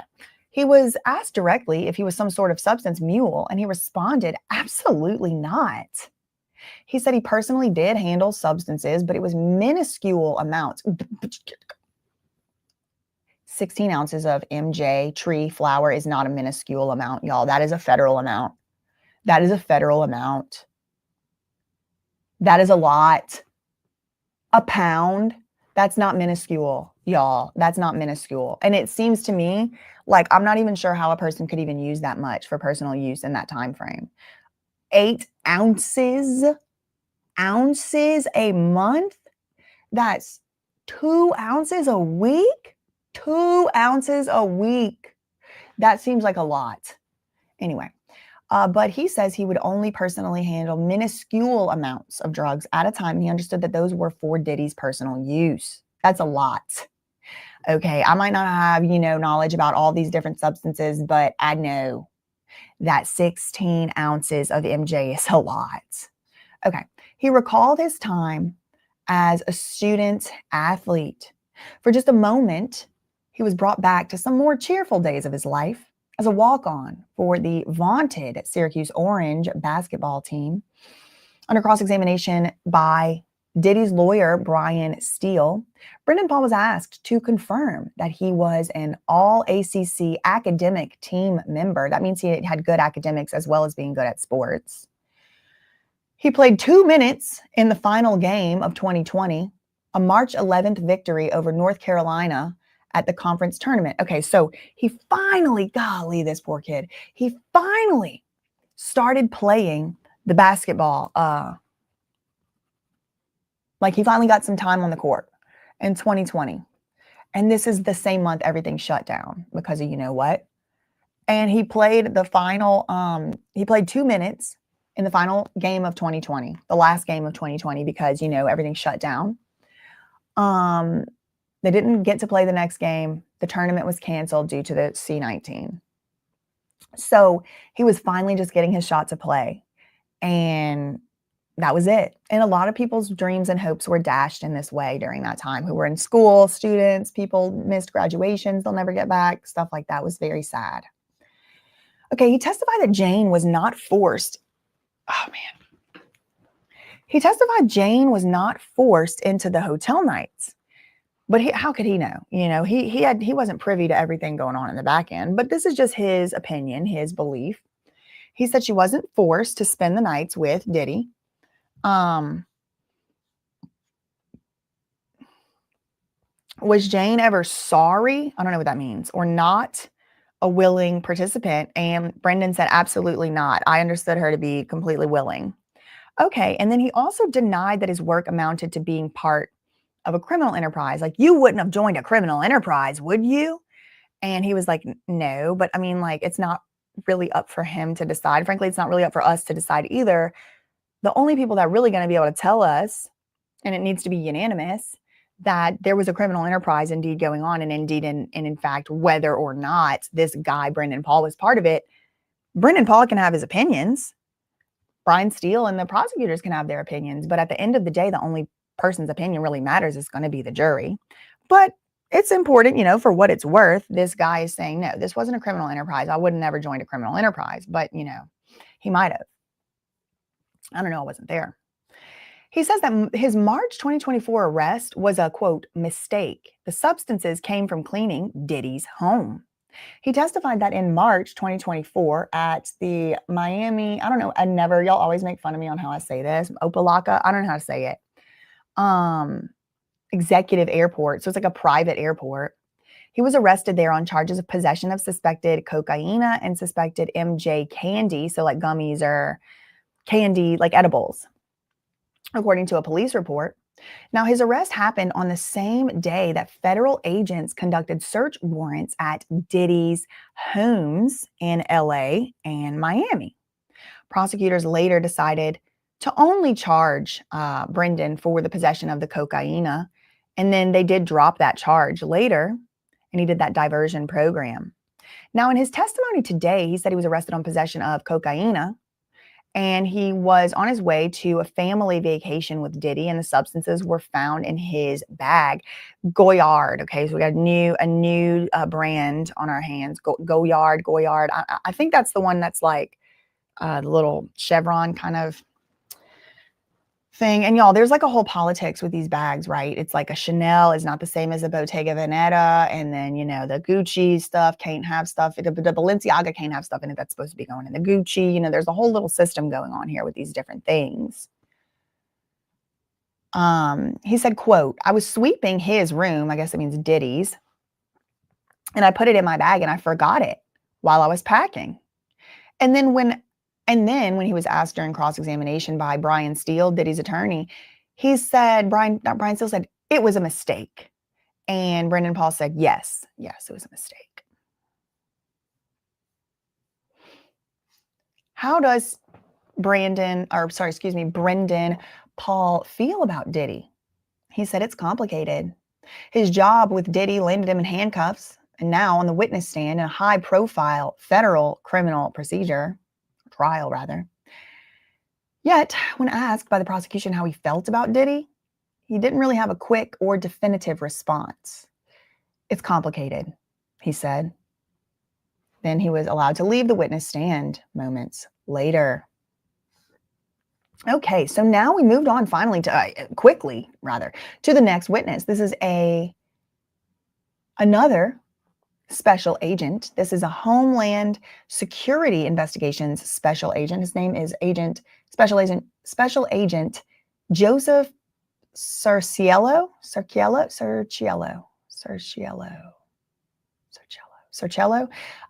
He's on the stand. Now, what is he an expert in? Hopefully we'll get a little more information. We have a lot of updates here from CNN. Okay, this is the most recent one we read. I think we have 5 updates from CNN, 4.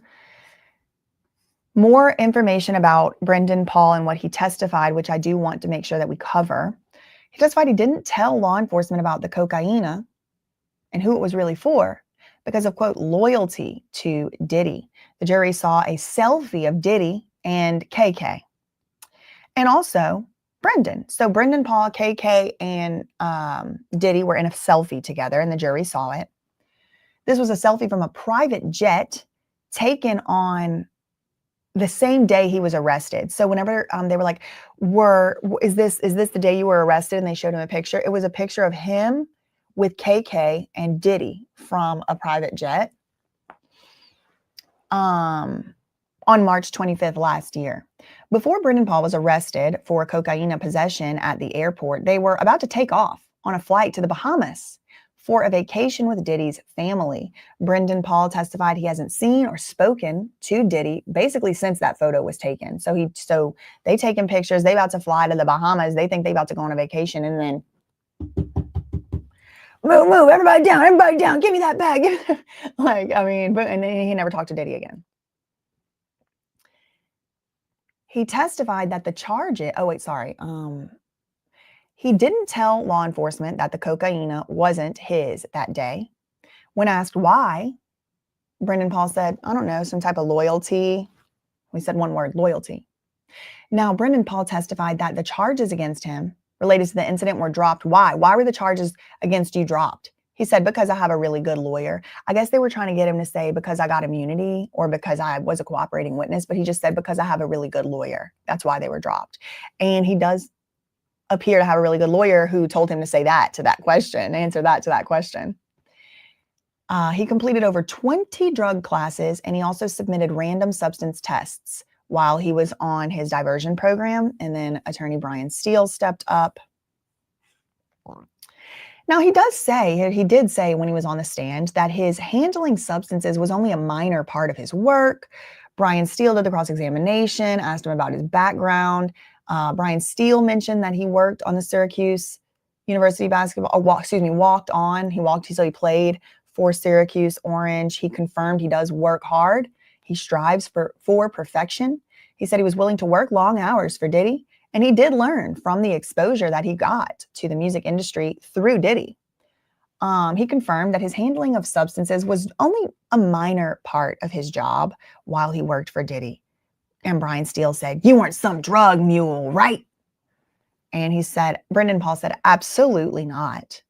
He said he believed the substances he obtained were just for Diddy's personal use. And then Brian Steele asked if Brendan thought Wild King nights were also personal for Diddy. And we get a quote here. This is something we haven't read before. I considered it to be like an escape, Brendan said. He confirmed that he believed it was Diddy's personal time to be alone with Jane. And he testified that he often spoke with Jane, one of the accusers, one of the witnesses from this trial. And he would speak with her often before Wild King nights. Almost every time he talked to her afterward, he confirmed he never saw anything that made him think that she was hesitant or not a fully willing participant. He says his heart dropped when agent, A special agent discovered cocaine in his travel bag. During cross-examination, Brian Steele asked Brendan Paul, former assistant, about his arrest last year, March 2024. Brendan confirmed his arrest was for a small amount of cocaine for Diddy's personal use. He just accidentally left it in his bag. Neither Diddy nor KK asked him to travel with it. He said, nobody asked me to travel with it. I just left it in there and it was just an accident because I was cleaning up, for Diddy and I was trying to hide this. So I put it in my bag. I just forgot I had other stuff going on. He recalled telling law enforcement everything in the bag was his, and then his heart dropped when the agent pulled the cocaine out of the bag because he did not mean to travel with it. He says, for the most part, working for Diddy was fine and good. Defense attorney Brian Steele asked Brendan Paul, a former assistant for Diddy, if he would work for a criminal. Brendan Paul said, absolutely not. Then Brian Steele asked if Brendan Paul felt indebted to Diddy for all the experience he received working for him. Brendan Paul said, I guess, what do you mean by indebted? Brian changed the question and said, well, you learned a lot from Diddy. And Brendan Paul said, yeah, I learned a lot from him. And then Brian Steele said, did you have good experiences working for Diddy? Because a lot of these assistants have come up and said, I had a great time working for Diddy. He was a little bit mean to me and, he threatened me to release tapes of me at a party or whatever. But I had a good time working for him and he made me a man or whatever. So I guess Brian Steele might have thought Brendan Paul was about to say the same thing, but those other people weren't dragged through the mud and called drug mule for the last year and a half or so, like Brendan Paul was. So he might have some different feelings. But he even did say, it's complicated. My feelings working for Diddy, it's complicated. So here it's like Brian Steele's like, you had good experiences working for Diddy. And Brendan Paul did say, for the most part. So there was some not good, but yeah, for the most part, I had good experiences working for Diddy. The cross-examination then ended. Christy Slavic came back up on the redirect. Brendan Paul says his feelings toward Diddy are complicated. On redirect, Christy Slavic, the prosecutor, assistant U.S. attorney, asked Brendan Paul what he believed was taking place. What do you believe was taking place during the Wild King nights? He said, well, I thought there was sex happening and partying. And we've learned partying doesn't just mean having a party and having a good time and being at a party. It means taking substances. According to, who said it? I think Capricorn or Jane, I think it was Capricorn. Brendan Paul also confirmed that he was not present inside the hotel rooms.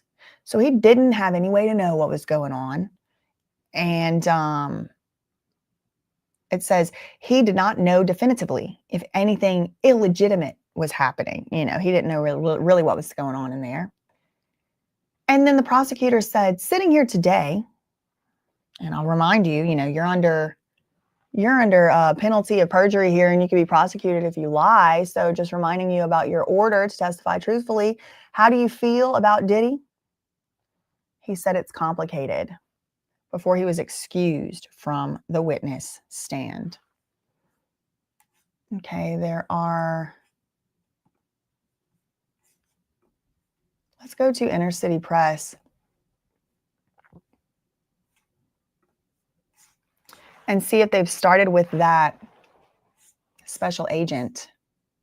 Yeah, they did. Okay. Government, you may call your next witness. So just to remind y'all, we're on Inner City Press's Twitter.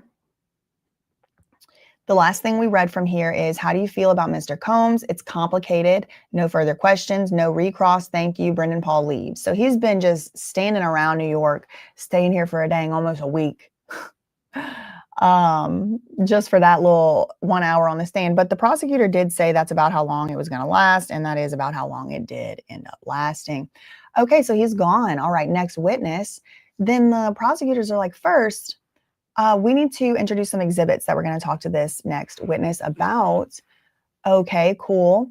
Okay, one exhibit here is text message conversation between Diddy and KK. And this is from April 2023. Now, when is April 2023 in this timeline? Well, among other things, it is when Diddy started paying the rent, the love contract with Jane.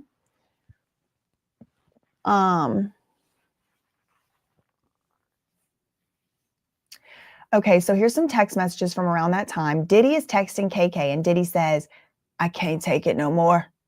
Album not done. KK said, you can have a release after the studio. We control our energy. Diddy said, whatever. Get me Frank. I guess this is the substance guy. I don't know who that is. Okay, play the audio message from Diddy. Okay, audio message is played in court, and Diddy says, have Jonathan do it. Who's Jonathan? Probably Jonathan Perez. Okay, so Diddy voice comes on, have Jonathan do it. So this is text messages between Diddy and KK. Diddy says, I can't take it no more. Album not done. And KK's like, okay, well, you can have your little King Night release after the studio. We control our energy. Just like keep control of it. I don't know if this is, again, y'all, I need to go back, and I don't have my hard drive with me with all my lawsuits on it and stuff, but I need to see what time frame Lil Rod Jones was saying they were in the studio working on the Love album Off the Grid. I need to put together that master timeline. And shout out to the person who did send me the timeline. I did get that. I just been so all over the place with just trying to keep up. But this is around the time Diddy starts paying for the rent with the love contract for Jane. And, you know, make sure Robin pays the rent and all that eventually would be said about that same rent. And he's working on the album, the Love album Off the Grid. I can't take it no more. Album not done. And this is what happens when you got to rely on other people to do your stuff.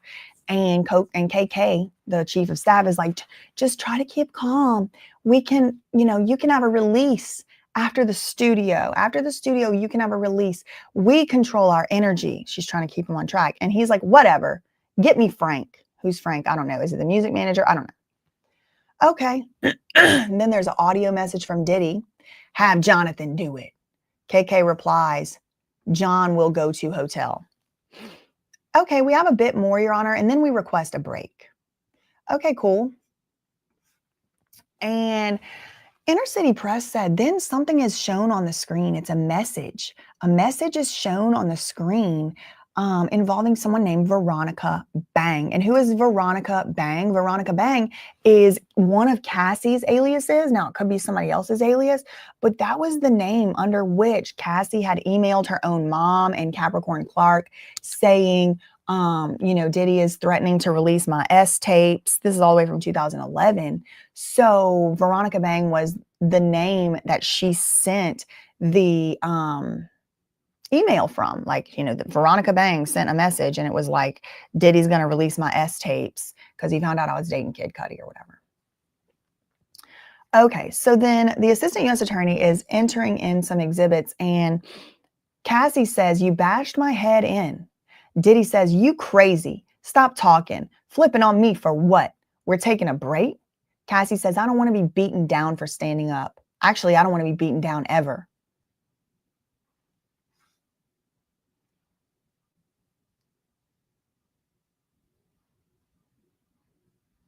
Okay, then Diddy says something really nasty. He's like, fine, I'll try to figure out how to get this blank out, and y'all can read it on the screen. It's pretty perverse. Okay, still reading. There's no witness on the stand. So the prosecutor's just reading text messages out loud into the record from these text messages between, there were Diddy and it was Diddy and KK, and now it's messages between Diddy and Cassie from, you know, whenever, I don't know when. Cassie saying, all I wanted was to have a good time, and you took all your anger out on me, as per usual. You dragged me down the hall by my hair. This is not play fighting anymore. I was serious about Rita coming over. Who's Rita? Who's Rita? I don't know. So she got dragged down the hall, and she is messaging Diddy saying, like, this is beyond. Like, this is beyond. You dragged me down the hall by my hair. Now, is this from the Intercontinental Hotel incident? I don't know. Was it another time? I don't know. She said, it's not play fighting anymore. And that's why I don't like that play fighting, because who's to say if it's playing or for real? Okay, so then reading more.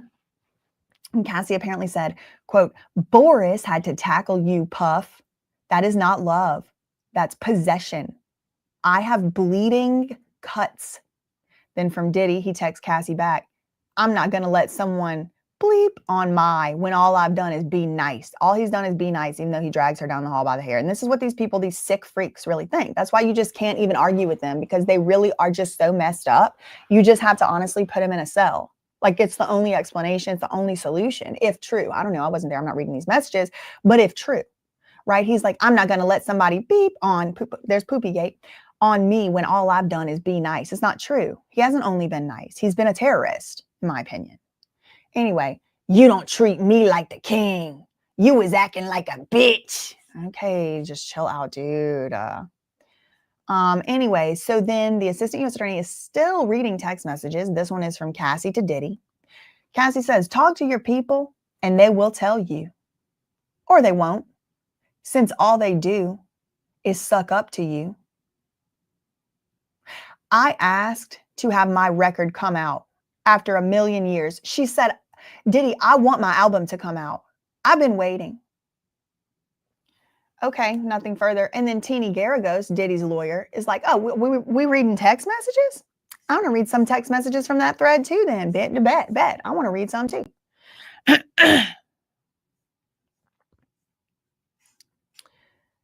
The prosecutor said, can I confer with her first before she starts reading texts? Judge says yes. And then Garagos said, all right, well, we need a break in any event. And the judge said, okay, take your break. Because it's like, mid-morning break. They need to go to the bathroom. Diddy probably got prostate issues. He got to go tinkle or whatever. But they taking a break. Judge says, okay. Okay, with the jury out, Teeny stays in there and goes, we want to read in the next page. Cassie saying, I love our freak-offs when we both want them. The judge says they're in evidence already, but for some reason they're just reading these to the jury. There was no objection by the defense. Garagos says, yeah, but this leaves a prejudicial impression with the jury. The judge says, what's your basis for what you want to do? Give me some precedent. Give me some case law. Give me some reason. You're just over here squawking, Teeny. Can I have some stare decisis, please? She said, well, we didn't know they were only going to read portions. We thought they were going to read the full messages where Cassie also says she loves freak off sometimes. The judge said, so you just want to read 4 messages? Teeny said, yeah. So I don't know what the judge is going to decide. Let's see if he has updated. So we're waiting for the next. We do have a CNN update. Court is on a short break. Now, there's a bunch of stuff on this New York. I swear, this is like these tabloids have really annoying. Oh, girl. Janice must have heard me talking about her Party City wigs. Look, she got the good one on again today. I mean, look, it's all relative. If somebody, listen, no shame, no shade, no shame, but like, if somebody starts running, is this guy the one you want running after him? I mean, I thought they had physical tests. Maybe he passed them, girl. Okay, let's just read the New York Post updates. They're on a break anyway right now. And we have not read anything from the New York Post, and they often do include stuff that has more details. They're kind of like willing to say stuff some of the other ones won't, including dropping names.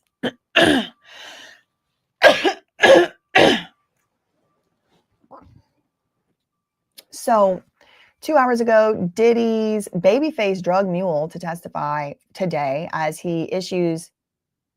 juror issues plague the trial. Diddy's baby-faced substance Mule is set to take the stand today after the trial was postponed Wednesday for another juror issue. So he's only 26 years old. He's expected to begin testifying about his time allegedly selling substances or providing them to Diddy. He was arrested trying to board a private jet. He said rented jet, so I don't know if it was Diddy's or a rented one. 2024 March, around the same time Diddy's homes were raided by the FBI. On Wednesday morning, the judge sent the jury home. This is the day before yesterday, after a juror failed to show up for court, reporting that they were having vertigo. I don't see how we can proceed today, the judge said. There was no immediate word on whether the juror would be replaced. Trial was off yesterday.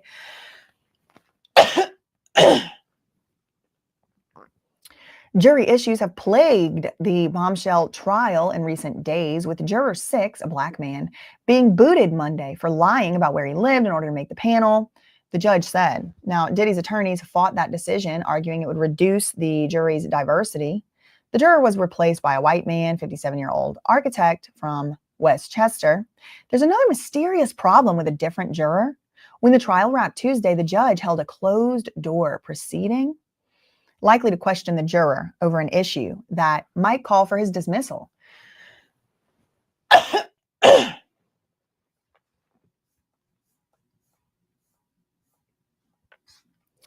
The so-called alleged substance Mule testified that he forgot about the substances from his personal assistant Diddy's bag during an airport bust.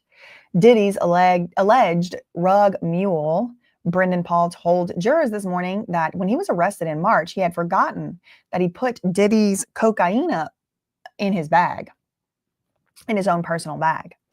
The bag was part of his personal assistant duties. Brendan Paul, a former college basketball player, worked for Diddy as a personal assistant from late 2022 until March 2024 when he was arrested. He testified under an immunity order. He told the jurors he had swept Diddy's room and put the substance in his bag, and he forgot to take it out of his personal bag. He was carrying the bag for Diddy, and the bag was used for his personal assistant duties. He also testified that he was fired 2 to 3 times. One time for forgetting to bring a Lululemon fanny pack on a walk.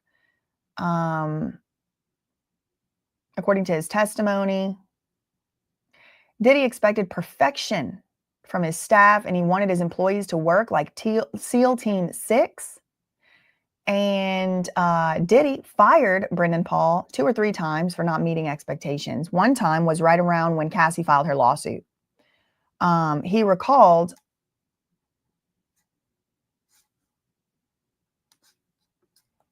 when he was fired because he, quote, forgot his Lululemon fanny pack when he wanted to go on a walk.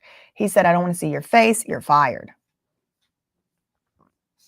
Here are the substances Diddy's personal assistant provided Diddy with.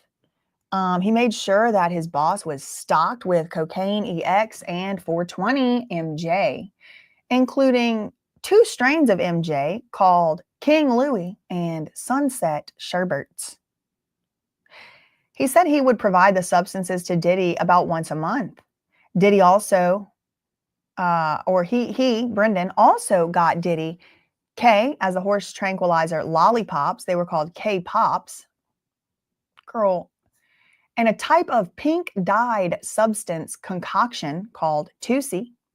When he bought the 420 MJ for Diddy, he would buy 8 ounces each of the colorfully named strains, King Louis and Sunset Sherbet. He would spend $300 to $500 to buy a personal use portion of the drugs, which was typically 1 or 2 grams. I mean, I don't know what substances this is. I don't know. Now, Brendan testified that he tried a concoction at Coachella. Okay, nobody else told us it was at Coachella. All right, now it's Coachella. This was to prove his loyalty.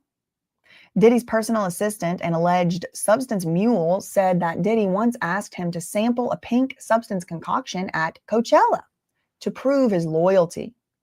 Now, the former assistant said Diddy asked him to try Tusi, which is a mixture. It's pink. It has Molly Ann. It has horse tranquilizer. Test it to see if it's good. Now, Brendan Paul said he followed the order because he wanted to prove his loyalty. And we've heard other people testify to this. Like, remember the other assistant, I think it was David James, maybe George Kaplan, was like, there was like 3 plates of substances in a trailer, and it was at the camp of some camp, and the Burning Man or the this or the that, and Diddy like made him do it. It's all, again, y'all, it's all getting kind of blurry, but like I have a vague outline of Diddy like making another assistant do this. Maybe it was Capricorn. I think it was a guy.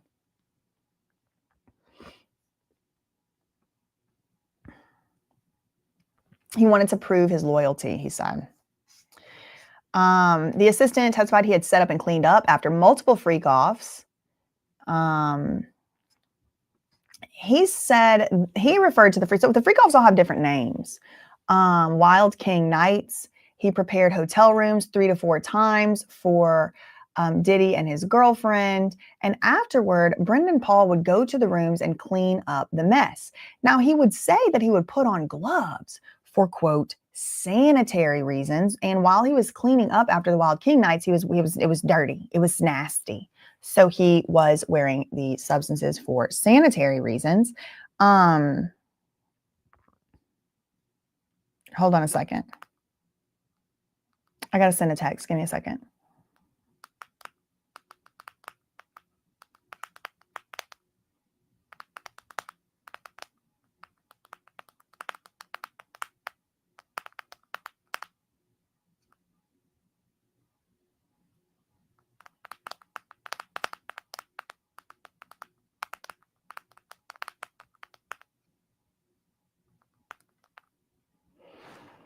Okay. I don't know if it's going to send or not, but we'll try that.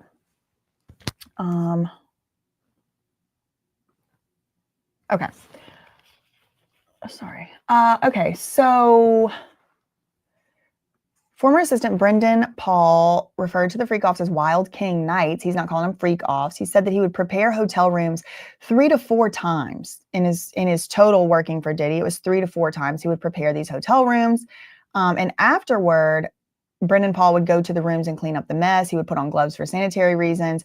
The sessions, the freak offs, sometimes also took place at Diddy's Miami homes and his LA home, his Miami home and the LA homes, and his girlfriend Jane's house. They would also have him at her house too.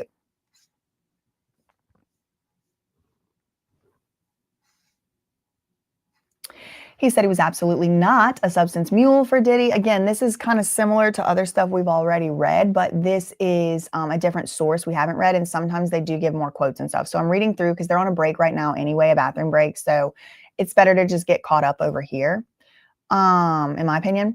And it's my channel, so that's what I'm going to be doing. So Brendan Paul was asked by Diddy's lawyer, Brian Steele, about the description that came from a 2024 lawsuit against Diddy. That was the Lil Rod lawsuit that called him the substance mule. And you weren't some substance mule, right? And he said, no, absolutely not.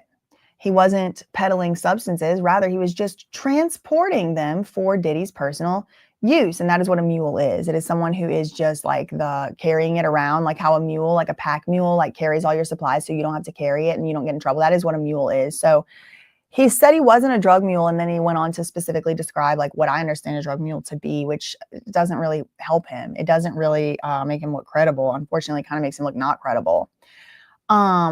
He said, I wasn't a mule. I was just, and then describes exactly what a mule does. So, quote, what you're doing is on a few occasions out of 18 months, you're talking about a minuscule amount of times getting substances, right? And it was 8 ounces a month, y'all. That is a lot. Okay, he was first referred to as a substance mule in a lawsuit filed against Diddy by Lil Rod, aka Rodney Jones. A $30 million lawsuit is still pending. He bought substances for Diddy 5 to 10 times, and he feels complicated about him. He finished testifying after less than 2 hours, and he told the jurors that he bought substances for Diddy less than 10 times. His ex-assistant, Brendan Paul, he said the amount of times that he picked up substances for Diddy was less than 10 and more than 5 times. He capped off by his testimony by saying his feelings toward Diddy are complicated. Diddy's 85-year-old mother, Janice, and his son, Justin, arrive at court. Diddy's family is in court today supporting the disgraced mogul as he stands trial for ST. Also racketeering, conspiracy, and transportation to engage in institution.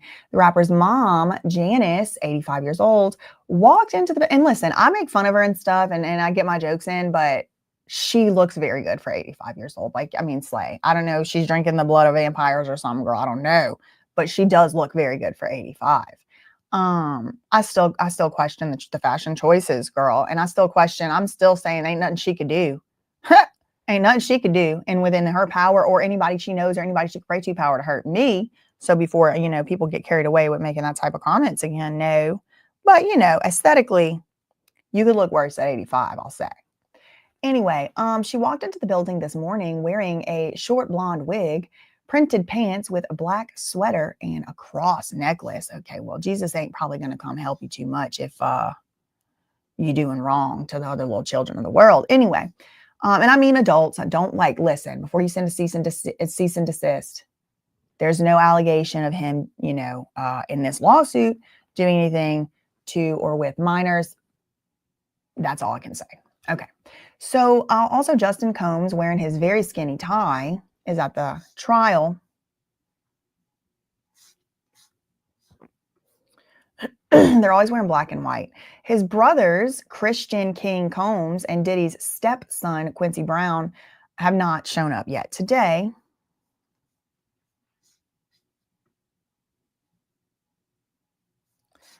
Oh my God, he is crazy, y'all. The man is psychotic. I mean, I don't know. I'm not a doctor. I have no idea. But Diddy once texted Cassie, quote, "All I've been is nice." This was a year after he was caught on camera brutally beating her. So in 2017, he says, "All I've been is nice to you," and not completely forgetting that he dragged her down the hall by the hair and kicked her and threw vases at her a year before. He once texted Cassie, "All I've been is nice," despite being caught on camera beating her up a year earlier. The jurors were shown various messages between Cassie and Diddy, in which Cassie appears to confront Diddy about his violent behavior toward her. "I guess I'm not down with abuse," she wrote. Oh, 2013. They get their messages. Oh, no. This is right. 2013. "I guess I'm not down with abuse." "I'm hurt," Diddy responded. "I'm tired of this effing beep. You think you're talking to your little F boys." So she's trying to say, "I'm not down with being abused." And he's like, "I'm hurt. You're hurting me by saying you're not down with abuse." Then in a 2017 text message exchange, Cassie texted Diddy, "That's not love. That's possession. I have bleeding cuts." And Diddy said, "I'm not going to let someone on me when all I've been is nice. You don't treat me like a king. You was acting like a bitch. You whack for not keeping it real." He's like beaten her many times at this point, apparently, allegedly. Now, the jury was shown, again, the famous hotel footage multiple times during the trial of Diddy kicking, shoving, and dragging Cassie. And Cassie testified she was regularly roughed up by Diddy. And Diddy's own lawyers, during their opening statements, have even so much as admitted that Diddy is abusive physically, or was. We have another new update from NBC. So they did say that a Homeland Security Investigation special agent took the stand, but I don't think that's maybe true. Again, it's NBC, so take it with a grain of salt. That's where Chloe works. I don't really know if they really care as much about getting the facts right or whatever, but I don't know. It's one of the sources we read, so I'm just reading the public source, and y'all can, make your own mind up about it. But I don't know if he ever took the stand, or she. No, he. It would be a he, right, Joseph? Yeah. Okay, so in a text message from Cassie to Diddy, May 2017. So this is a year after the Intercontinental Hotel issue. This is a year after he was already caught on camera and had to pay $15,000, or excuse me, $100,000 for buying the tape and getting rid of the tape and all that. So this is the next year. And there's a text message from Cassie to Diddy, May 2nd. And she said she didn't deserve to be beaten by Diddy. And she said, "That's not love, that's possession."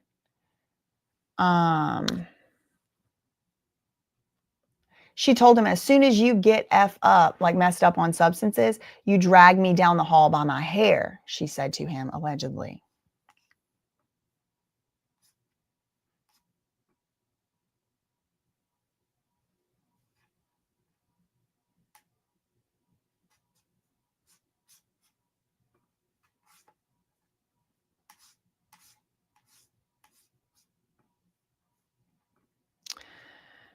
New update from NBC, just to infuriate you a little bit more if you weren't already infuriated enough. 2 minutes ago, Diddy says Cassie wasn't being grateful.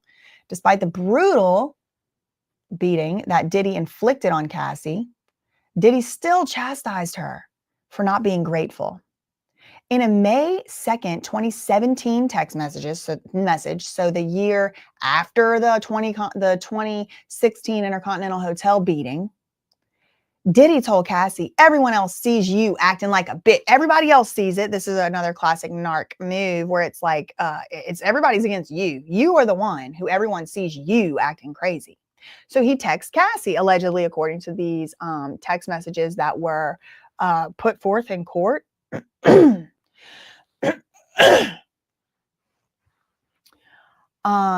Everyone sees you acting like a B word. He said, quote, if I did that for another girl, she would have been so nice and happy, he wrote, adding, wish I didn't waste my time and energy on Cassie. The same day, Cassie appealed to Diddy's chief of staff, Christina Karam. So Cassie reached out to KK, and these messages were read into the record this morning. She said, sure you don't want to get involved? Oh, I'm sure you don't want to get involved, but no one deserves to get dragged by their hair. So again, putting more evidence in that shows KK knew that Diddy was hurting people. At least as early on as, 2016, again in 2017, the dragging by the hair incidents. 1 minute ago, CNN gives another update.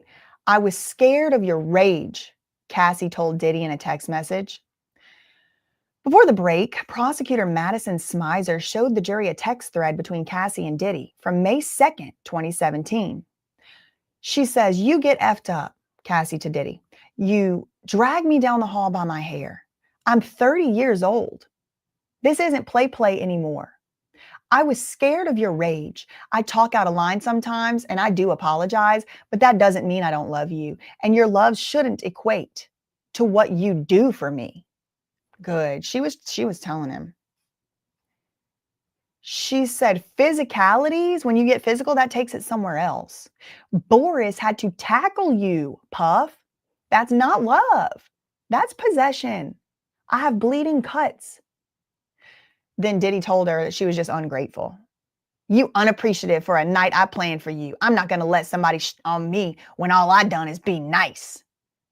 Any other woman in the world would have been so happy. You whack for not keeping it real when I and everyone knows you were acting like a bitch. He told Cassie, you need to ask somebody how you were acting. Talk to your people. They'll tell you or won't, because all they do is suck to you. KK won't. Talk to her. Yeah. Suck to you, sick to you. I don't know what that means. Cassie also texted Diddy's former chief of staff, KK, Christina Karam, quote, I'm sure you don't want to get involved. But he said I was an a-hole, which I owned up to, but no one deserves being dragged by their hair, KK. I'm not going to be told that I deserved that or asked for it. She says, quote, I locked the door for my safety. This is Cassie to KK.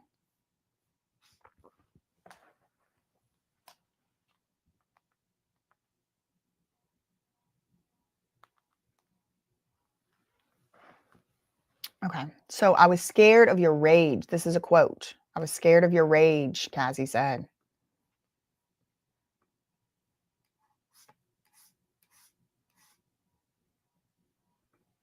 Okay. So the most recent the most recent tweet that we read from Inner City Press, this one was 23 minutes ago. This leaves a prejudicial impression. So the prosecutors wanted to read in these text messages, remember, like the ones we just read or heard about. Now, I'm not sure who sent the all they do is suck to you. Who sent that message? Some places are reporting that Cassie sent it. Some places are reporting that Diddy sent it. And I would just renew, my appeal of saying this is why we should just have cameras in courts so we could see ourselves as the public. But of course, they're not going to do that. And so I don't know who exactly said it, but the prosecutors are about to call this special agent onto the stand. And I don't know why I feel like this special agent might be like a final like mic drop moment. I just feel like this special agent might like be the one that's about to give us like, oh, like something that's like, oh my God, they saved it, like a surprise or whatever. Maybe not. I don't know why I think that. But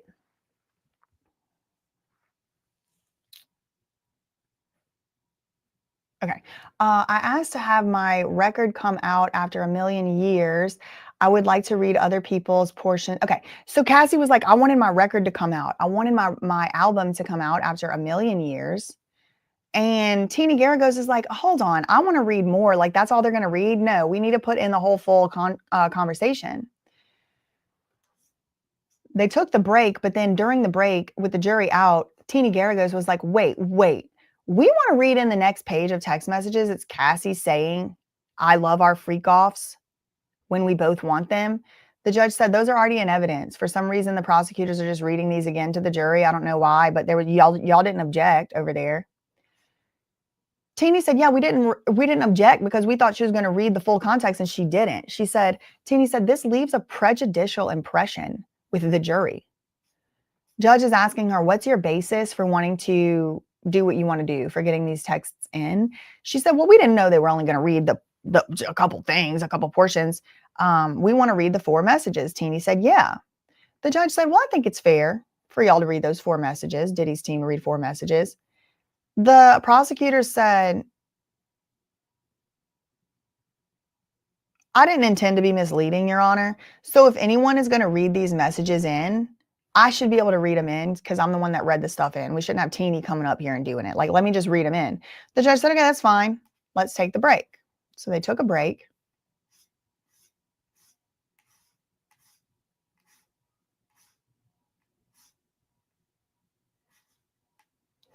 This is like a meeting. This is a new picture. I don't know if we've seen that one before. New York Post has a new entry. Oh, shoot. Let me check these pictures first before I show them. Whoa.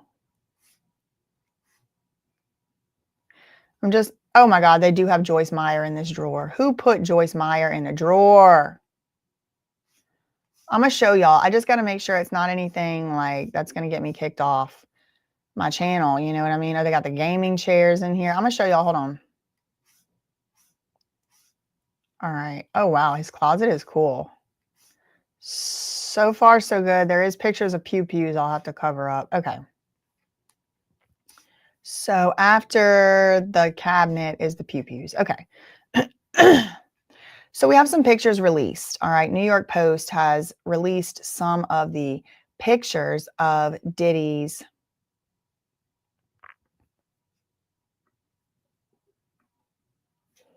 the evidence that was found from his house.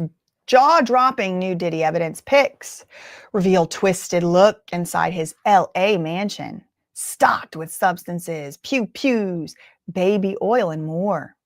Jaw-dropping evidence. Now, why does it say Scorpio? He is a Scorpio, that's why. Jaw-dropping evidence. Photos released from the Diddy trial gave a twisted look inside Diddy's LA mansion. It was replete with substances, pew-pews, and a treasure trove of baby oil. I have these sound bowls or something like that. So we've got the cigar box, but it's just full of baby oil and mini Astro. There's the backyard, government exhibit. Okay, we finally get a little bit of a look inside the safe. We have what is that, a watch? I don't know what kind of watch it is. Something else looking like maybe watch-esque. His passport, but it is redacted. A little bit of cash, not much, few 20s it looks like. Whatever that, another watch, that looks like a Rolex. Okay, got the jade facial rollers, little perfume sample. This is a nightstand. Look, Joyce Myers. Okay, whatever that thing is. Look, just drawers on drawers on drawers on drawers on drawers. I mean, this is a fiend, in my opinion. Here's the, floor plan. I know y'all gonna pause and look for a tunnel. No sign of tunnels. More, just stashed everywhere. Baby oil and Astro, baby oil and Astro. Now here we got a bag of chips, a gaming chair, another type of chair. Oh my God, a bunch of pew-pews all over the chairs. The bedroom, and what in the hell is on the wall? Oh, maybe that's his kids. The bedroom, the closet, we got a big teddy bear. I think that's a Hermes box. There's a safe. This is the closet. He's got these things everywhere. He needs these sinus clearer outers. But look, again, it's just more. What is this? Back tracing. It just seems like it's just a regular medicine cabinet. But then, of course, you can't get through any crack or crevice in Diddy's. Wait, is this a sharps disposal container? What's that for? That's a sharps container. Okay, what's that about? Hold on, let me zoom out. The crazy thing is, like, a lot of stuff Diddy has, like, I have, like, those singing bowls I told y'all, and then, like different little, like, essential oil packs, and, like, he was, like, almost on the right track, like, from time to time, but then, like, girl, what? What is this? Spoiled child. Just a perfume or something. I don't know why there's a sharps container in here, y'all. That's troubling. That's troubling and confusing and interesting to me, to say the least. However,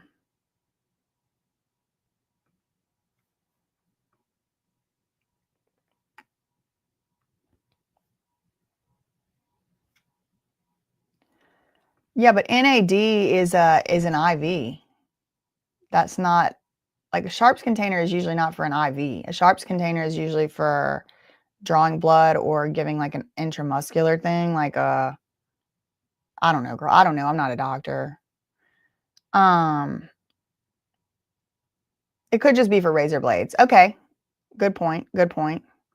Or maybe he was getting so many IVs, they would just put the little needle. Yeah, that's possible. That is possible. An IV is not a sharp, Amira said. Exactly. Okay. Well, now I don't know. There's some debate in the chat whether it's for IV or not.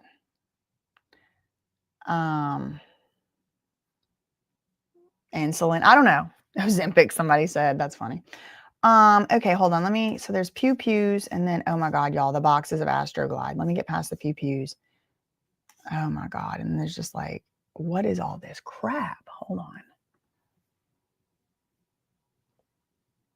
Oh, it's like a neon sign. Okay, hold on.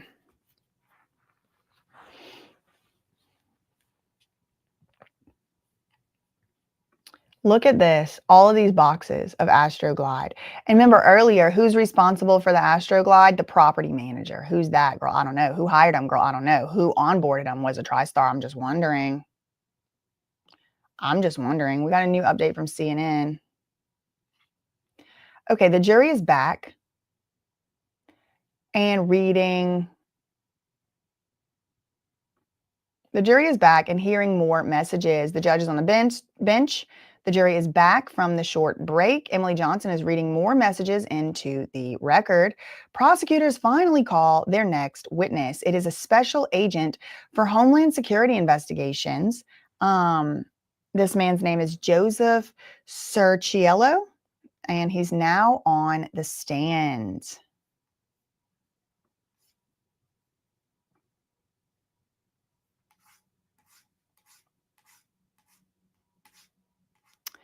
Okay, the jury re-enters. The prosecutor said, okay, let me read again. I had read the wrong version, jury. My apologies. Let me read it again. Cassie to Diddy. You want to party and have a good time. I have to focus or I'm never becoming anything. You treat me like a S worker for 10 years. I love our FOs when we both want it. So I do. I love the freak offs when we both want it.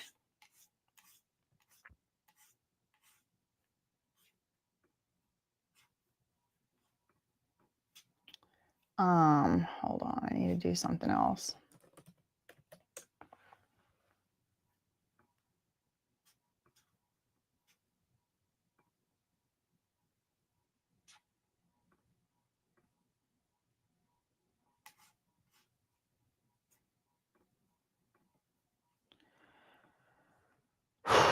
Okay, I did just send a text message. Hopefully the person I sent it to is watching this and saw the text message.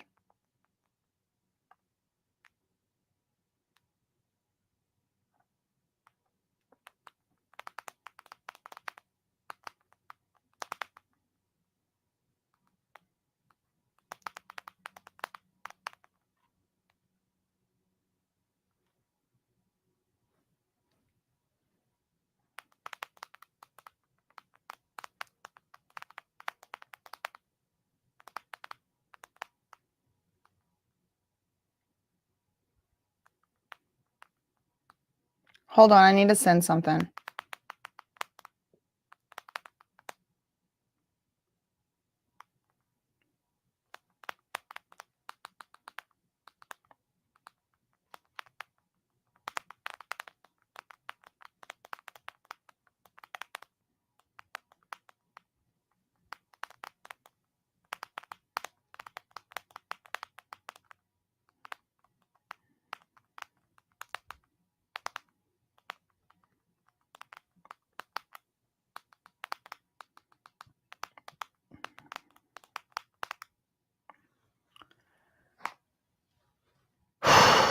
Okay. They took away the new update here.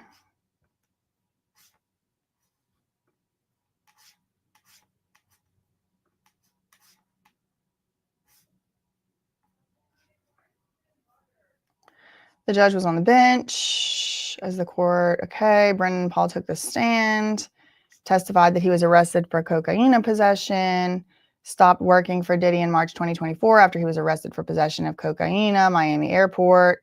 He said he was sweeping Diddy's room before leaving for the airport and grabbed the cocaine, but he forgot to take it out of his bag. Okay, that was the Independent.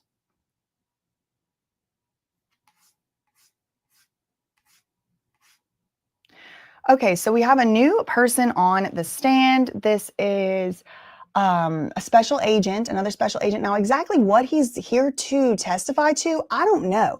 They've already had special agents come in and testify over things that happened in raids. One raid of the hotel in New York, one raid of the Miami house, one raid of the one of the Miami houses, one raid of the New York hotel. Sorry, no, New York hotel, Miami, one Miami house out of two, and then one other house, which was the one we just saw pictures of, which was the 200 South Mapleton. So I don't know what this particular agent is here to testify about. He might be actually the last witness of the whole government's case. So I don't know what he's going to be talking about. The government calls Special Agent Joseph Cerchiello of Department of Homeland Security investigation for 18 years. How many records have you reviewed for the charts in this trial? Hold on one second, y'all.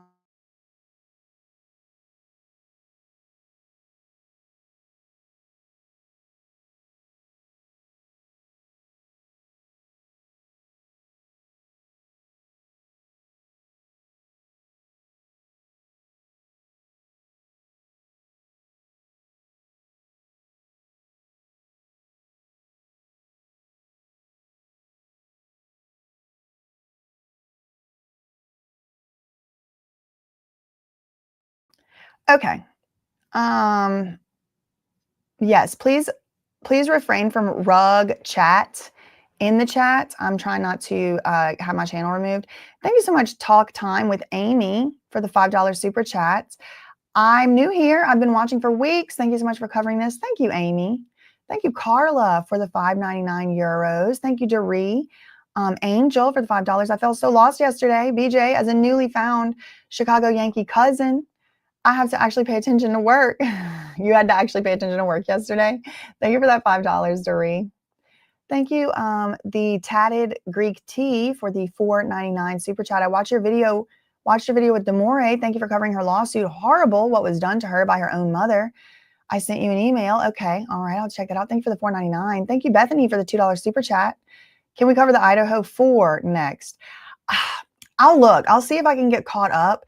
It seems like a lot of stuff has happened, though, and I'm like, I have no idea what's going on with that case. So I'll see, Bethany. But thank you for that $2 super chat. Thank you, Sour Girl, for the $1.99 super chat. Good morning. Good morning to you.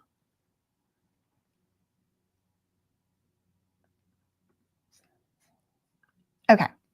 So how many records have you reviewed for the charts in this trial? He said the special agent said thousands. What is the only female name on this chart? He said, the special agent said, Jane. Jane's is the only name on the chart. What is the chart, girl? I don't know.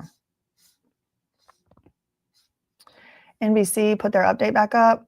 Prosecutor enters Cassie texts about loving freak-offs. Before the prosecution's Homeland Security agent took the stand, the defense entered a March 18, 2017 text message from Cassie into evidence. "I love our freak-offs," she said. Quote, "when we both want it."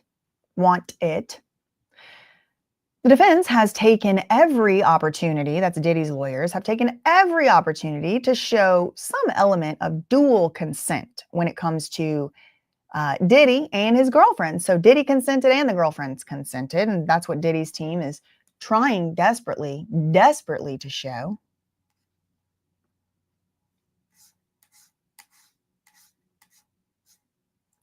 Turn off the public screens, please. Okay, all these exhibits must be provided by Monday, June 23rd. No time given.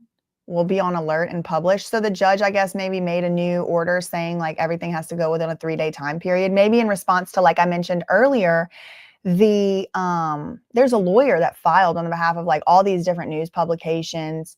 And they were like, Your Honor, like, we're still waiting for Jane Doe's exhibits. They were supposed to be out like days ago. They still aren't. So this is unconstitutional. Can you actually do something about this?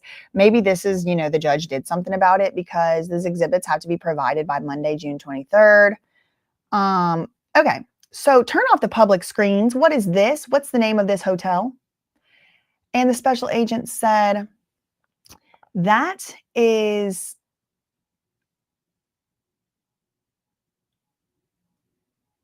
what the hell? Okay. That is the One Hotel in South Beach. And it was rented by somebody by the name of Phil Pines. Is this May 22nd through 23rd, 2021? I don't know what all these numbers are. Your guess is as good as mine. 5/22-23/21 period. I don't know. It looks like maybe it means it's a 2021 hotel receipt for the One Hotel in South Beach under the name Phil Pines. Now, we've heard his name a few times in this trial now at this point. Phil Pines is a former assistant. He also was somebody that Brendan Paul just testified to buying substances from, specifically the MJ420. And also, it's a pseudonym that Diddy would reserve hotels under Phil Pines or Philip Pines. And he would also reserve under Frank Black and different things like that. Now, this is $3,050.90 for just one night. And it was the One Hotel in South Beach, $3,000.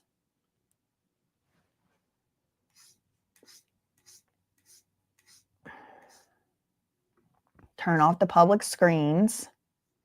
What hotel is this? I don't know if it was a freak off picture or what, girl.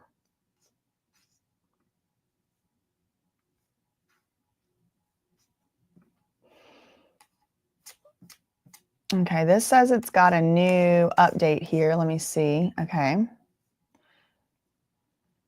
Okay, 5 minutes ago, law enforcement agent begins testifying as prosecution case winds down. A law enforcement agent began testifying and is likely to be one of the last witnesses called by prosecutors who are poised to rest their case soon.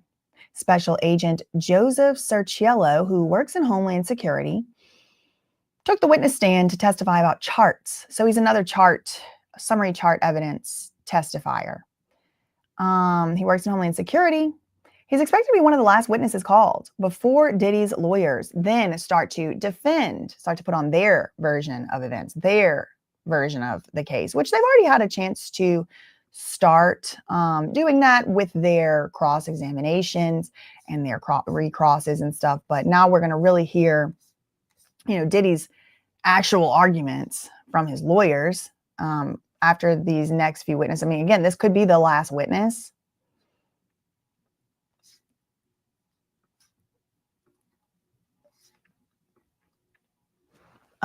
So we're just waiting for another update.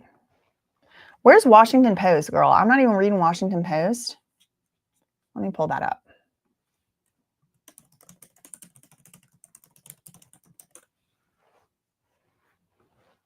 That's our details queens. How could I miss them?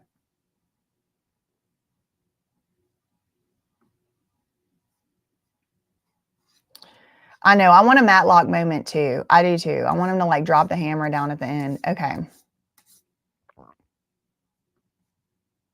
Whoa.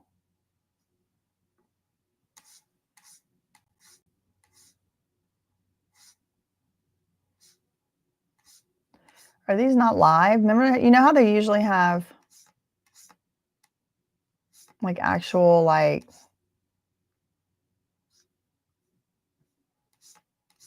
when it was posted? Hold on, let me pull it up on Safari. Maybe that's easier.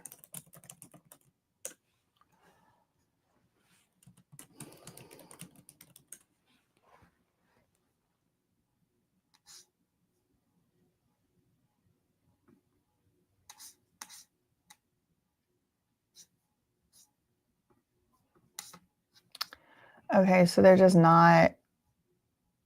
Okay, well, we can still read it. It's just usually it has this little red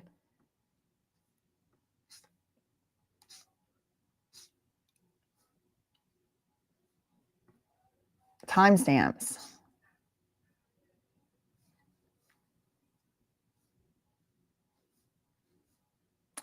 What to expect next, when the trial could end. The judge has repeatedly said he wants this trial to be done before the 4th of July holiday, and even with the recent delays, the parties appear on track. The government rests its case early this next week, as expected. Then Diddy's lawyers have said they plan to take between 2 and 5 days to call their own witnesses. Not unusual for the defense to put on a relatively short presentation. And the defendant's team, Diddy's team, might feel it has sufficiently undermined the government's case in its cross-examinations of key government witnesses such as Cassie and another alleged victim who testified under the alias Jane. Under those cross-examinations, which sometimes ran longer than the witness's initial testimony, focused on loving messages Cassie and Jane had sent to Diddy and their apparent enthusiasm for some of his freak-offs despite their claims of abuse. If the defense keeps its presentation on the short end, it's possible that the jury could start deliberating on a verdict as soon as next week. What's happening with the jurors in the Diddy trial? Well, the government had hoped to wrap up its case today, but now it's more likely to finish Monday after a sick juror and the Juneteenth holiday resulted in 2 days without the trial this week. The juror that failed to show up to court on Wednesday suffered from vertigo symptoms on the way to court. And then there was a different juror, juror number 6, who was replaced by an alternate this Monday this week, after the judge lost faith in his credibility. Juror number 6 had given conflicting accounts about which state he lives in. This raised questions about his candor and just generally his eligibility to serve on the trial, which is being held in the Southern District of New York. Yet another juror issue has washed out in a closed-door session Tuesday. This is a few days ago. Hashed out. I don't know why I read it like that.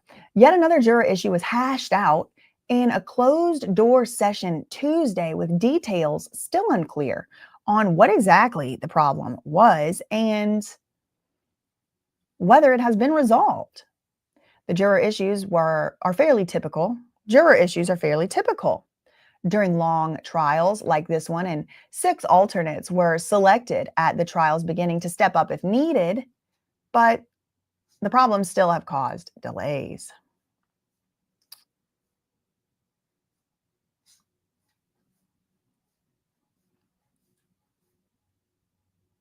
Ex-assistant Brendan Paul finally gives his testimony. He was an assistant to Diddy between 2022 and 2024. He took the stand today, this morning, testified about his arrest for substance possession. This occurred around the same time that federal agents raided his mansions last year, Diddy's mansions. Brendan Paul is mentioned in 3 sexual assault lawsuits filed against Diddy, including one last year that described Brendan Paul as Diddy's rug mule, a term that Brendan Paul disagreed with the characterization in his testimony. He argued he only transported small quantities a few times for Diddy. He told the jury the last time he saw Diddy was the day that he was arrested, the day that Brendan Paul was arrested, March 2024. He was caught with a bag, Goyard brand bag containing cocaine, and he said he collected it from Diddy's hotel room. Okay, the details queens are telling us which room. It was the hotel room. It wasn't just any room. So he was trying to cover up for Diddy and make sure he didn't get caught with having the cocaine in his room. He put it in his bag and he forgot to dispose of it. He said the charges were dropped on the condition that he complete substance classes and drug tests.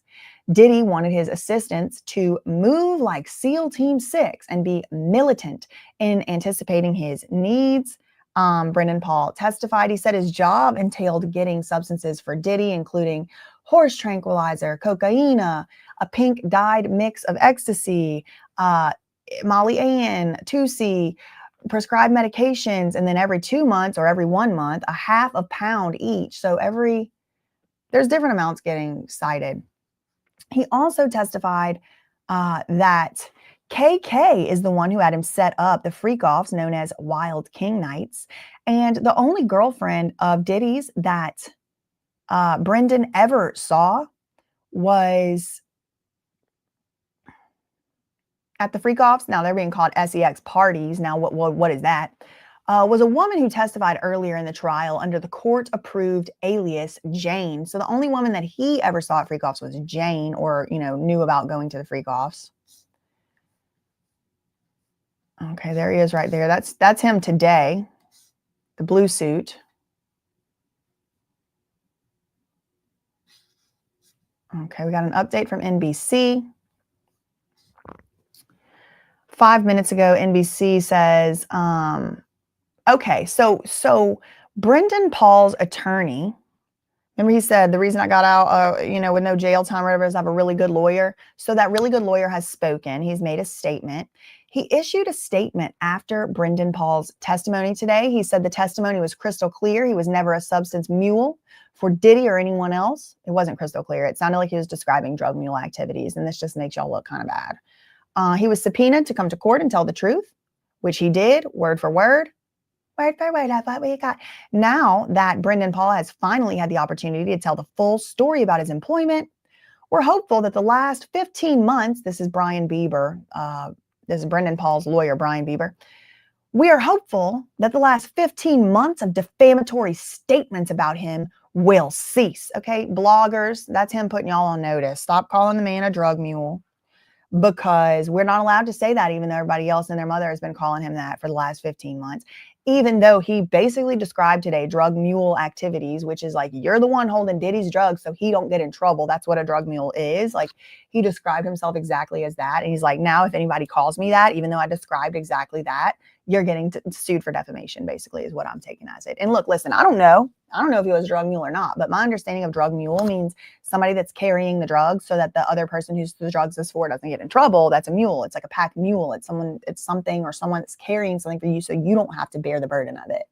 So I don't really think that did what this lawyer thought it did. That being said, let's go back to Inner City Press and see if we have any updates from this special agent on the stand. Okay, we do have one more tweet. Last thing that we were looking for in the tweet thread was this hotel. I don't know if it's a picture. I don't know if it's off, right? Like they didn't show the public, so I can only guess. But these are exhibits that are supposed to be provided to us by Monday, to the public by Monday. We'll see if it actually is. The government has not been keeping up with actually doing that, and therefore violating the court's order. But what do I know? What do I really know? These are secret exhibits up on the screen. And what's the name of the hotel? This is the most recent thing that we did read from Inner City Press. One Hotel is the name of the hotel. It's in South Beach, and the person named Philip Pines rented it. It was $3,050 for one night. Okay, what about this flight?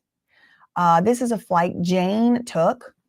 This is a JetBlue flight from New York to Miami, so crossing state lines.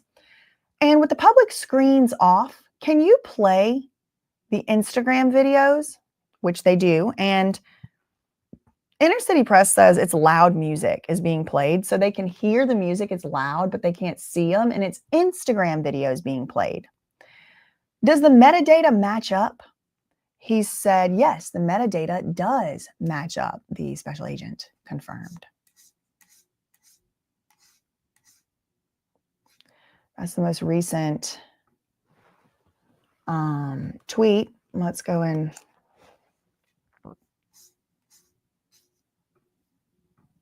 refresh our other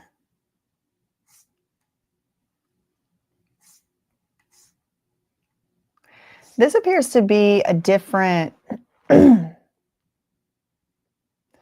format than I'm used to seeing from them, from Washington Post. So they're playing a loud video right now. But the video screens themselves are turned off. So you can't see, if you were in the gallery, you would not be able to see the video, but you can hear it, and it's Instagram videos, and it has loud music on the Instagram videos.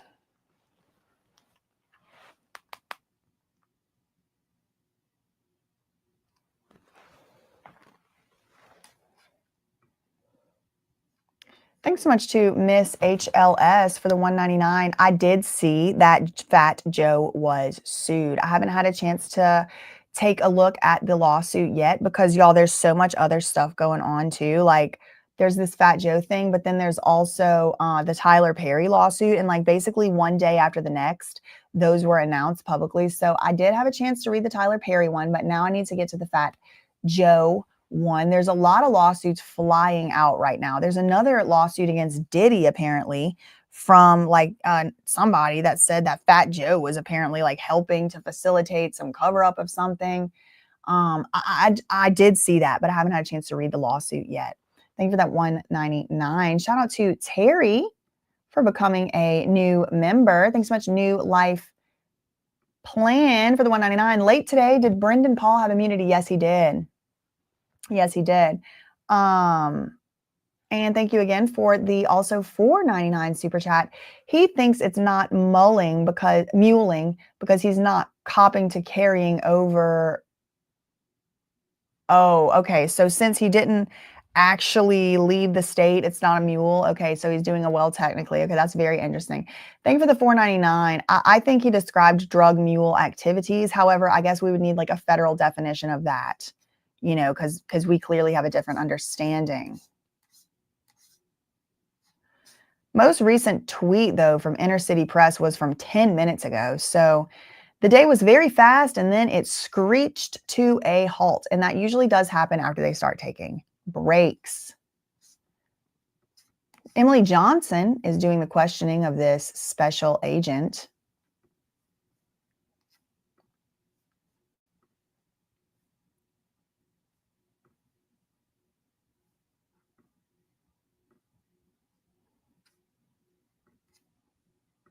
"10 minutes ago is the most recent tweet from Inner City Press.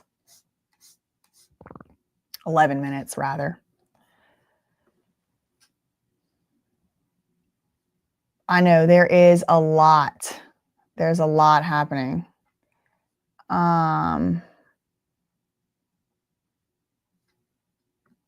You're not getting timed out, stupid ass. You actually got banned. And make sure to hit the unsubscribe on your way out. And nobody in here is a prince. The only royalty here is me. Okay. And it's the queen, and it's the queen's court. All right. So bye. Y'all don't understand. Like I have no attachment to a subscriber number. Okay. If you got bad vibes, you got to go. Bye. I don't even want to hear it. Okay. He's gone. I banned him. It's so stupid. Shout out to the mods. Shout out to the mods in the chat. Okay, I guess I'm gonna leave because you can't talk about stuff in this chat. Bitch, if you want to lose your livelihood and your voice online, go say it on your channel. If there's any comments, questions, or concerns, take it up with the Lord, because I'm not going to engage with it. Not you, Sarah. I'm not talking to Sarah. Made it seem like I was talking to her. I was talking about that person I just banned. There is so much happening now. I would like to know about Tyler Perry. I read the Tyler Perry lawsuit, didn't I? Yeah, I went live the other day and read it. So you can check that out on my most recent lives. Okay, we have another tweet, finally. There was a JetBlue flight ticket that they looked at, public screens off. They played an Instagram video. The assistant U.S. attorney said, does the metadata match up? And this special agent said, yes, it does. It does. The metadata matches up. Okay, so then what? Next, what's this name? Jessica Ruiz. And this reminds me of Cher's assistant, Jennifer Ruiz. Isn't that her name? Jessica Ruiz is Diddy's travel agent. What were the charges on this receipt for losses and damages? $6,000. Okay, who flew on this meeting on the receipts?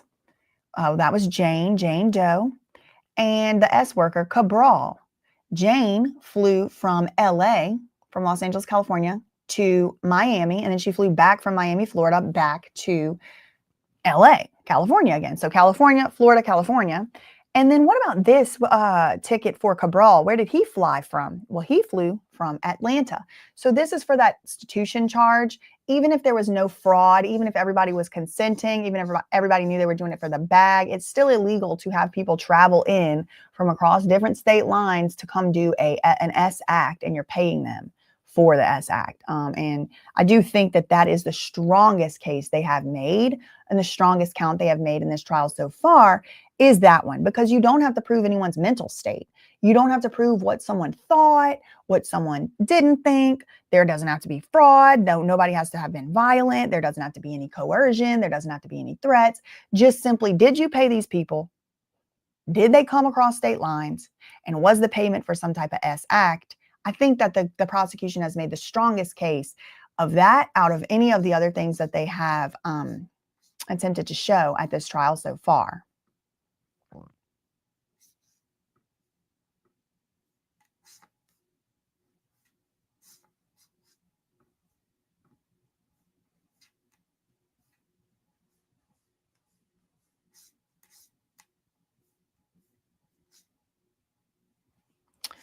Oh, girl. John Legend done said something. Okay, we have a new update less than a minute ago from CNN.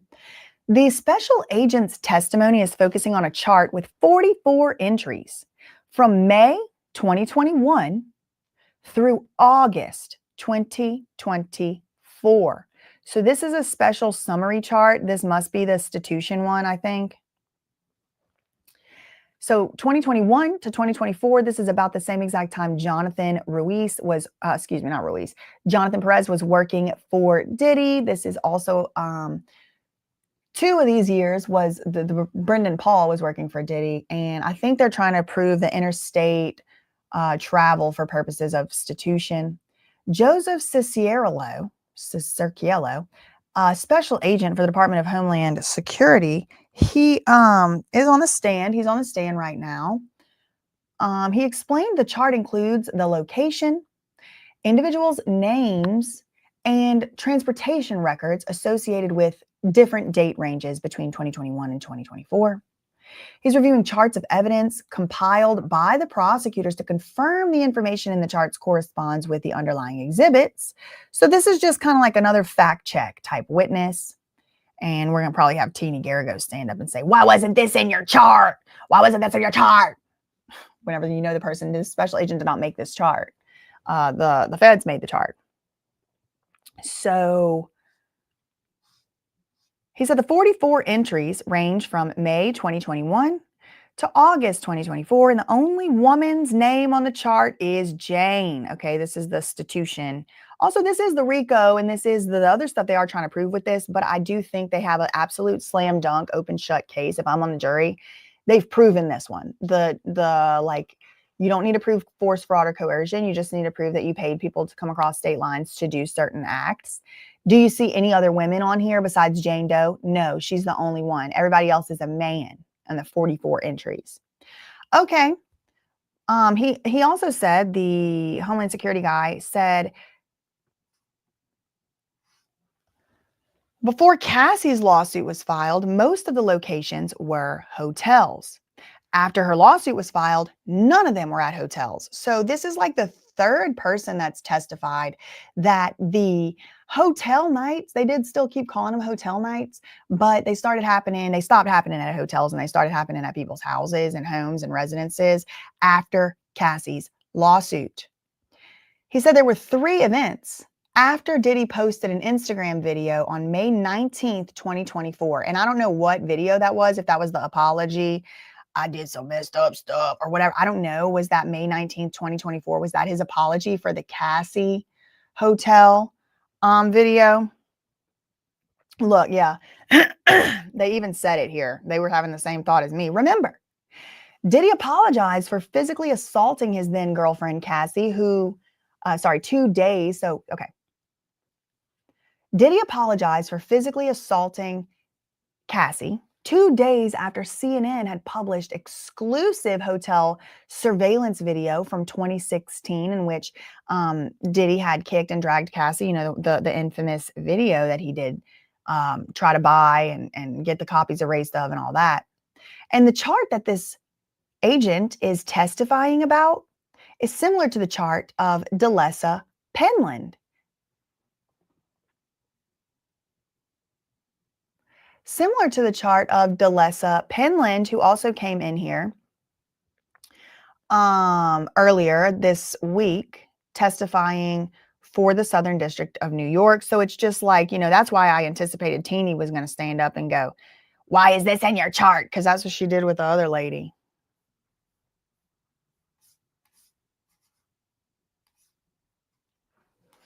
So these are like specific acts that had taken place just in a specific time frame. So it looks like there's 2 different summary charts. I think one summary chart has to do with like RICO and S trafficking, and then this one has more to do with the institution and S trafficking. But I really don't know for sure. I'm just guessing, and a lot of this stuff's private, silent, sealed. So I'm just guessing. We do have an update here from the Independent about 5 minutes ago. Special agent corroborates documents. Special agent is corroborating documents acquired during the government's investigation, including travel documents and bills. Okay, so bills, invoices from hotels, plane tickets, things like that.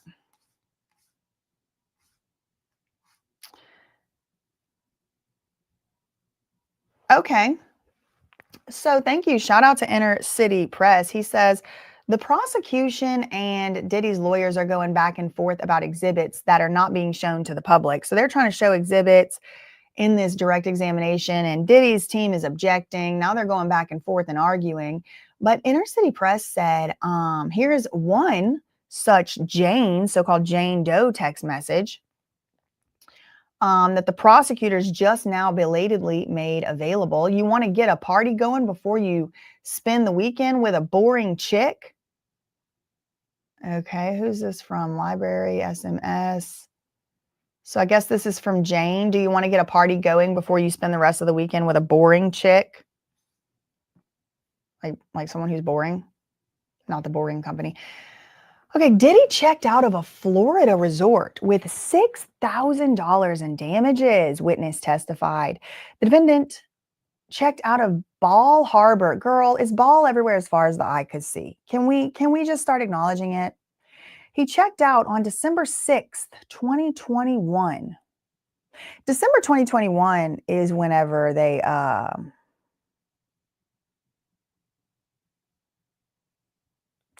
I think December 2021 is whenever they announced Amanda Rabb's fake, not true cause of death.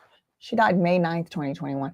Anyway, okay, I just like to keep track of like everything else going on in my head, in my mind. Okay, so 1 minute ago, NBC.com says, or NBCnews.com, said that Diddy checked out of a Florida resort with $6,000 in damages. The Florida resort was Bal Harbor Resort. December 6th, 2021. Now he had $6,000 for damages, according to court records or records shown in court. Diddy regularly checked out of hotels with up to 4 digits worth of damage to rooms. This is shown in earlier testimony.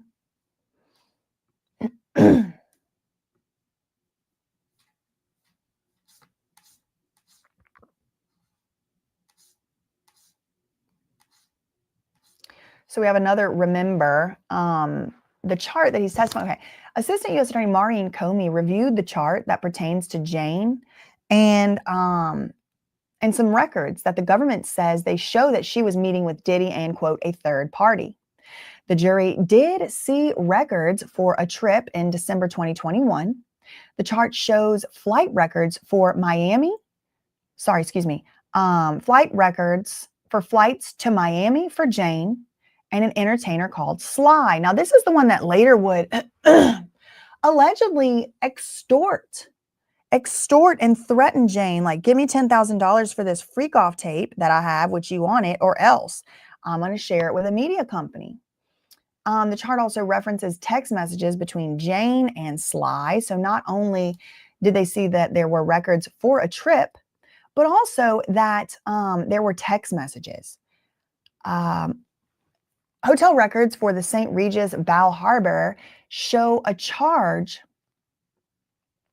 for $6,000 in damages. The chart also references text messages between Jane and Sly, which coordinated his arrival. So are you coming when you get it in, et cetera, et cetera. So the government and the defense lawyers are going back and forth over what can come in. Okay, it looks like they are back, and the prosecutor goes, okay, what is this exhibit that I'm showing you? Ew, ew, ew, ew, ew. Nasty, nasty, nasty. Okay, oh my God, gross. Oh, what is this? The special agent said, hotel damage report. It was a report reporting like what the hotel damage was for room 229. The report says, quote, bodily fluids spread on the floor. They were being nasty. Bodily fluids?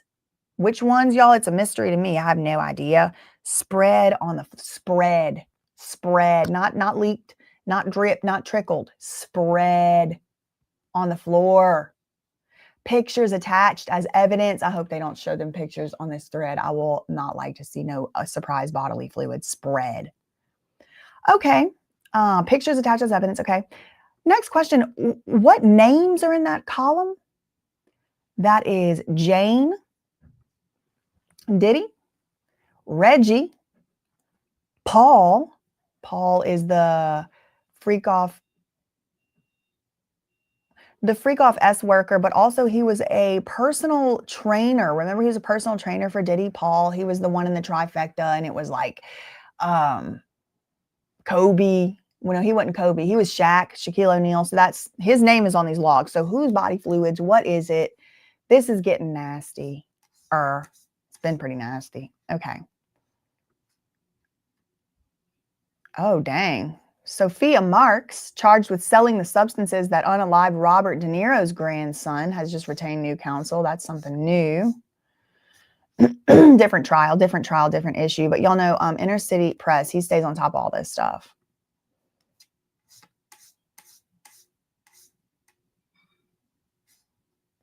I don't know if I'm on the right thing for the Washington Post. It doesn't look like it usually looks.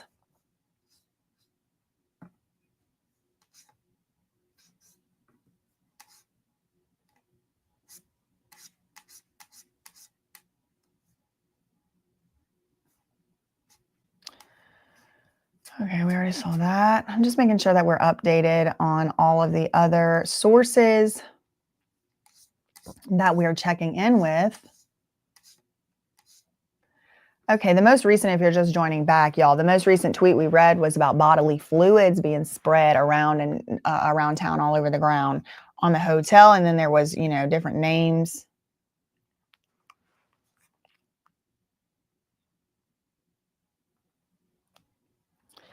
And all that. Hold on one second.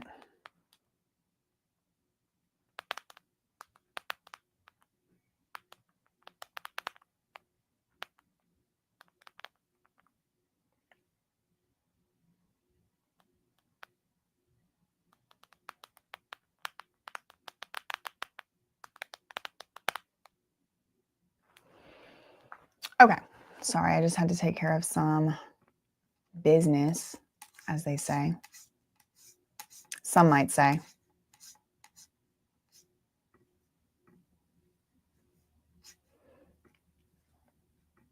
Let me see if there's like another Washington Post.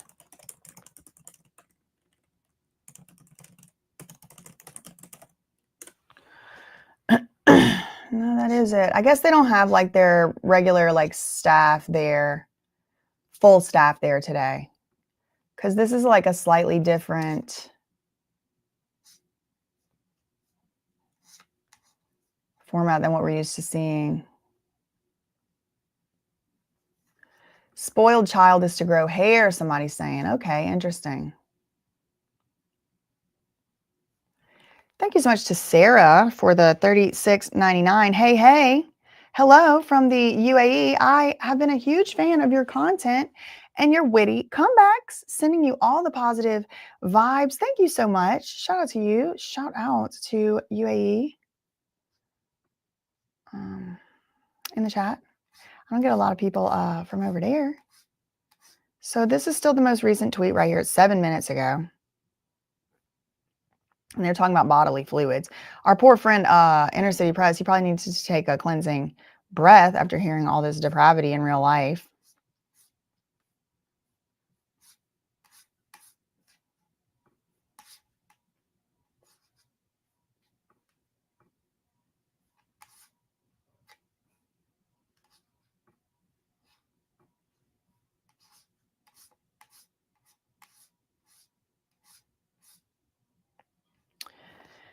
Still nothing new over here. Mercedes says, BJ makes me want to get my nails done. The ASMR was just too satisfying. Oh yeah, I like doing that. Yeah, I need them. I need them.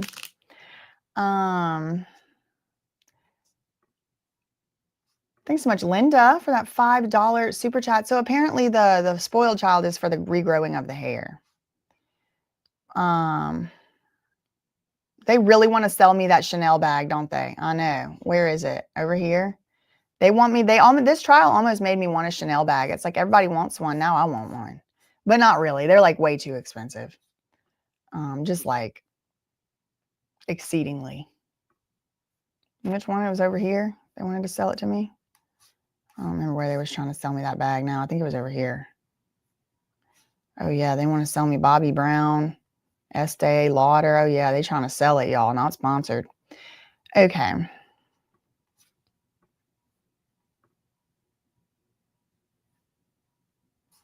Laura says she feels sorry for the hotel staff. I kind of do too. I kind of do too. Yeah, he might have needed more than a cleansing breath. Poor thing. He works hard, y'all. Go support Inner City Press. Nothing new. We're going 10 minutes between tweets today because I think they just taken long in there. It's like, can we move on? Again, not Inner City Press's fault. They're just going back and forth. Look, they're going back and forth about exhibits that are not being shown to the public. And then they just released one from Jane. What is this? Hotel damage report from the bodily fluids. I mean, that is the most recent tweet.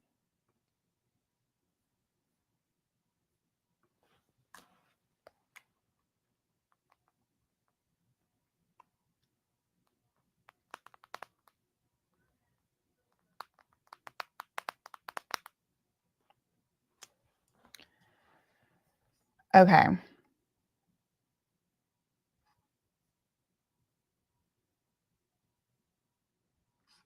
Bean Girl said, do you know the secret to keeping the $5 press-ons for 2 weeks? No. No, I don't. I've never been able to keep press-on nails on my nails. Never. Never. It's got to be like fused, UV, calibrated, and fused into my actual body for them to stay on. And they do pretty good now. But no, I have no idea. I've never been able to keep press-ons on. I mean, I don't really want to get a bootleg one. Like, if I'm going to have something, I kind of want it to be like the thing. But I do know that there's like all this controversy about, you know, like some of these like same exact manufacturers are making them. So like, does that even count as bootleg, or does that just count as like an illegal product? I don't really know. No, not even Crazy Glue. Crazy Glue doesn't stand a chance. It doesn't stand a chance. Ooh, Laura said, I think some of these exhibits might be on the same level as like the crime scene photos. Okay. Yeah, I kind of just want the real thing. But, like, I don't. It's not like I'm like, "Oh, I'm just sitting here hoping for the day I have $8,000 to buy a sheepskin bag or whatever." Like, no. But, like, kind of part of me is kinda like, well, I mean, if Young Miami gets a Chanel bag and Jane Doe really wants one, like, well, what's so special about those? I will not be, brainwashed by the Birkin, though. It doesn't look like a comfortable bag to carry around. Like, having to deal with that strap and then having to deal with that little metal piece all the time, and you're, like, opening it up and closing it. It doesn't seem like a comfortable bag. I mean, like, I do like the Neverfull. You just dump whatever in there. It's just a simple tote. That's Louis Vuitton, though. That's different. That's different. Woo! Okay, I'm just waiting for any update here. The most recent update's 12 minutes ago on Inner City Press, y'all. It is 12:35, and court is allegedly supposed to be over in 25 minutes for the day.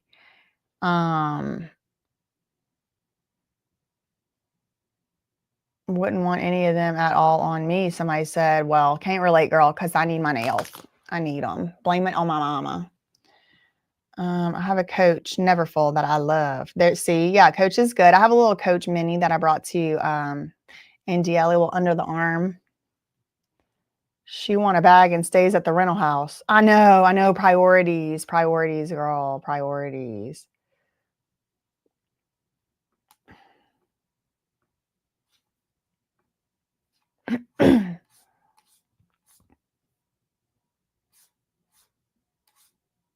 I got a video on R. Kelly coming out today, y'all. I do want to let y'all know on my other channel, we've been keeping it going over there. R. Kelly apparently was blaming the government for trying to unalive him, and the government called it laughable or like laughably unserious or deeply unserious or something. And the very next day, R. Kelly OD'd in jail, and he was, according to his lawyer said that he was in solitary confinement. And so the only way he could have possibly come into contact with any substances at all would have been from the people who were, bringing him and administering his like regularly prescribed medicine. And he had to be rushed to the hospital. And it was the day after the feds said it's deeply unserious. He's suing the Bureau of Prisons. I mean, a bunch of people. I have a whole video coming out on that by popular demand, on BJ Investigates today. I'm trying to set it up to where it can come out like immediately following this, but stand by on that. It may be coming out like a little more later today. Hold on, I gotta block an AstroTurf bot. Okay. Let's refresh Inner City Press again.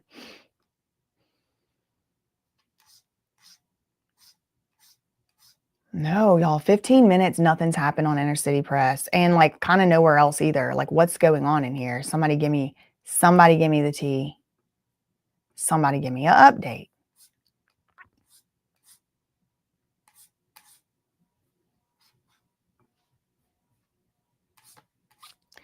John Legend, goofy.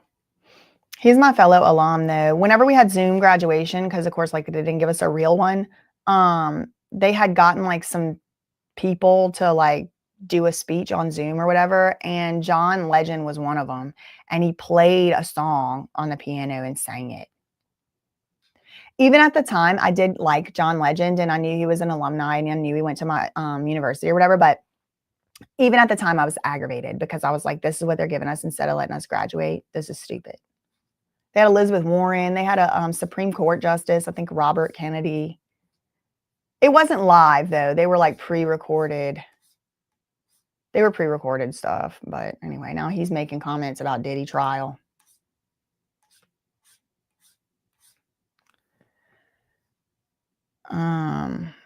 Erica Lee said, I bet they're looking at pics.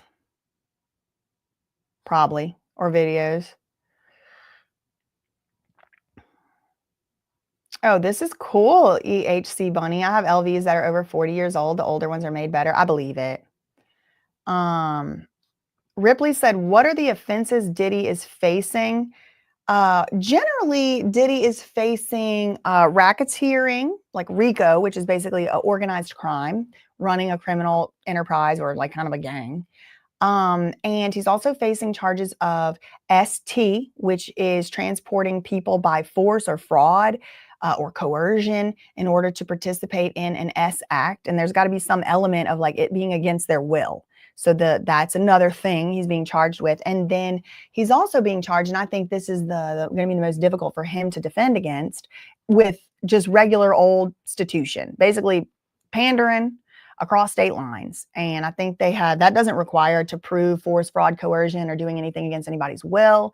It just requires you show that it was for a commercial purpose, there was money exchanged, and it was for the purposes of an S act. And then it had to have happened across state lines. So people had to fly in from out of town or something like that. Claudia said guilty to all. Erica Frank said, there's so many Ericas in here. Hey, Ericas. Pocahontas is from Oklahoma. Is that true?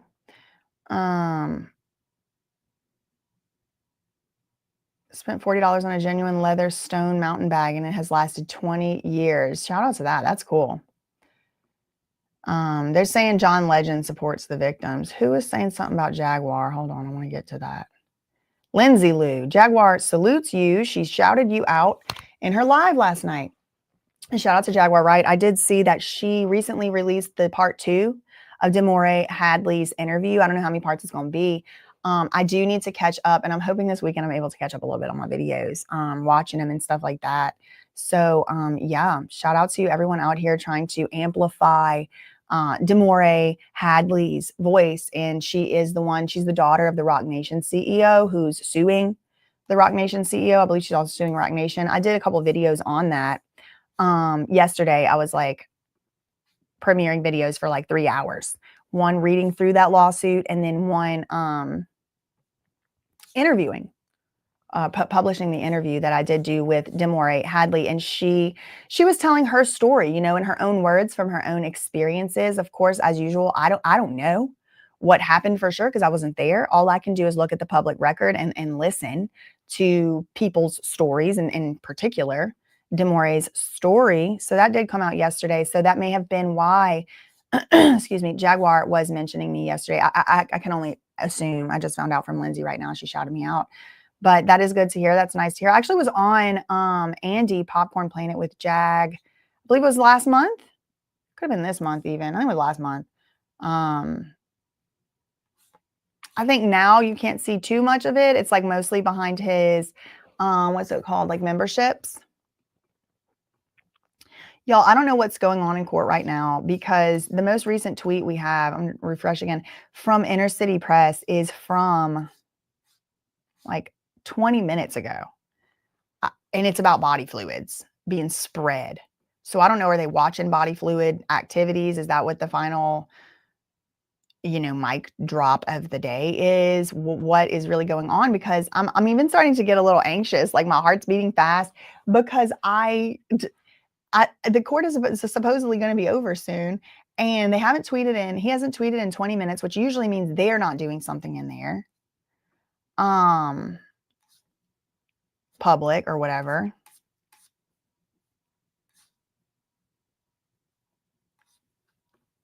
What's going on?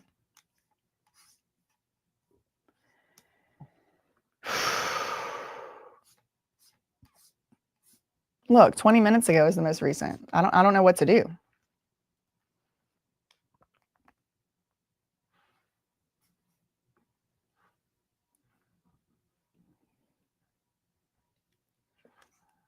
Yeah, Jag has a YouTube channel, the Jaguar Wright Show.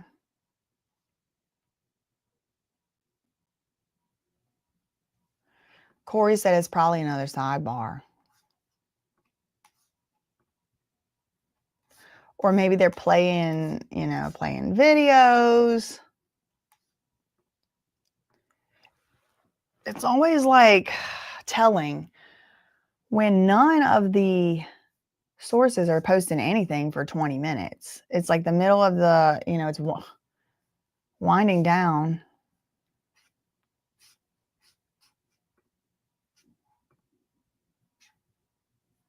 I don't know what to do. We could play down by the riverside, bank to bank with, oh, finally, woo, another text. Then the last one was the body fluids. Okay, these between Paul Arthur and Diddy and Jane.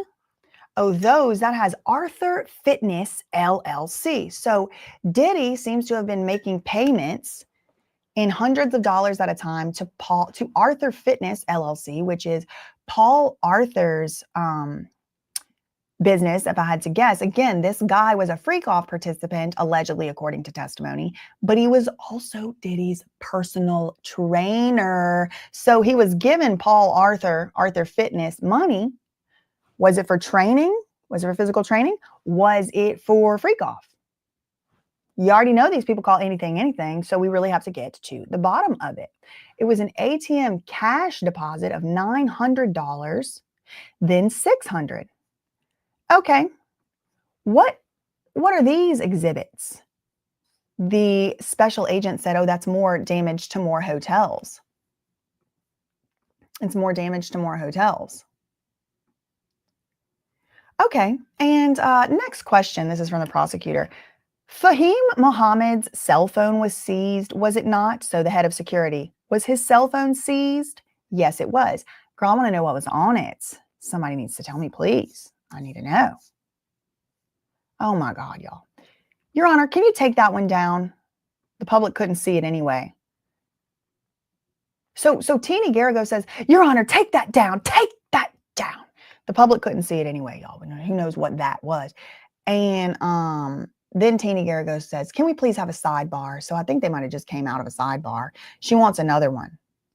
Okay, so they go into a sidebar 7 freaking seconds ago. They're just going to run the clock out today, it seems.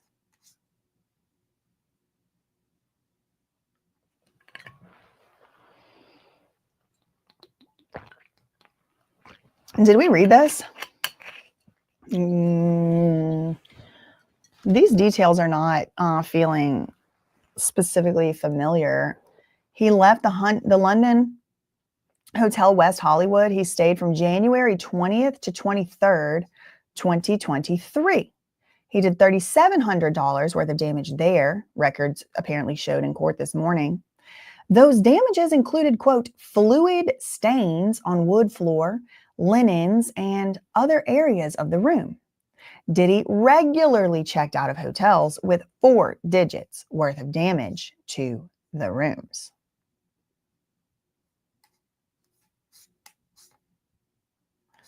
They hadn't done nothing over here at CNN for 58 minutes because Teeny Garrigos keeps holding everything up. Nothing is new. As usual, Teeny freaking Garrigos holding up the show.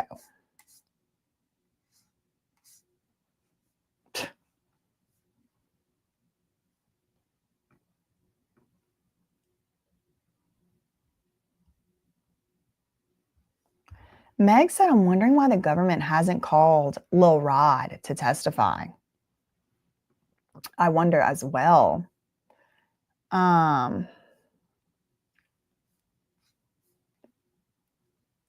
It was not $600,000 in damage. Or I don't know where you got that information.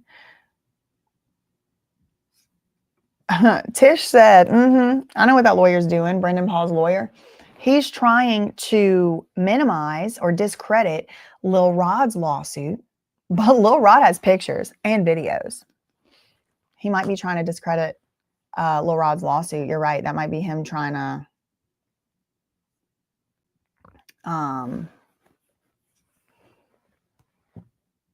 establish in the media, at least.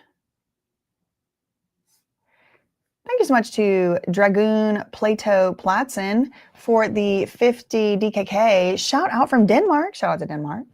My boyfriend and I have followed you for a while now. You're a queen in every sense of the word. Sending love. Thank you so much. Thank you so much to Colette. A couple people in my offline life very randomly asked if I ever watched your channel. So cool. You're getting the recognition, well deserved. That is crazy. And Colette, I know you've been in these chats since I had about 7 people in the chat. So it is probably like very surreal for you, especially to see that. Very cool. I love hearing stuff like that because I still like, I mean, I don't get recognized when I go places, which is fine if I never do, girl, because I don't like to go places as it is. So if I had to like deal with being recognized all the time, I think it would stress me out. But every now and again, I'll get wind of someone being like, someone sent me one of your videos, but it's very rare. Like it's few and far between. So that is very cool. Thanks for letting me know that. And for the $4.99,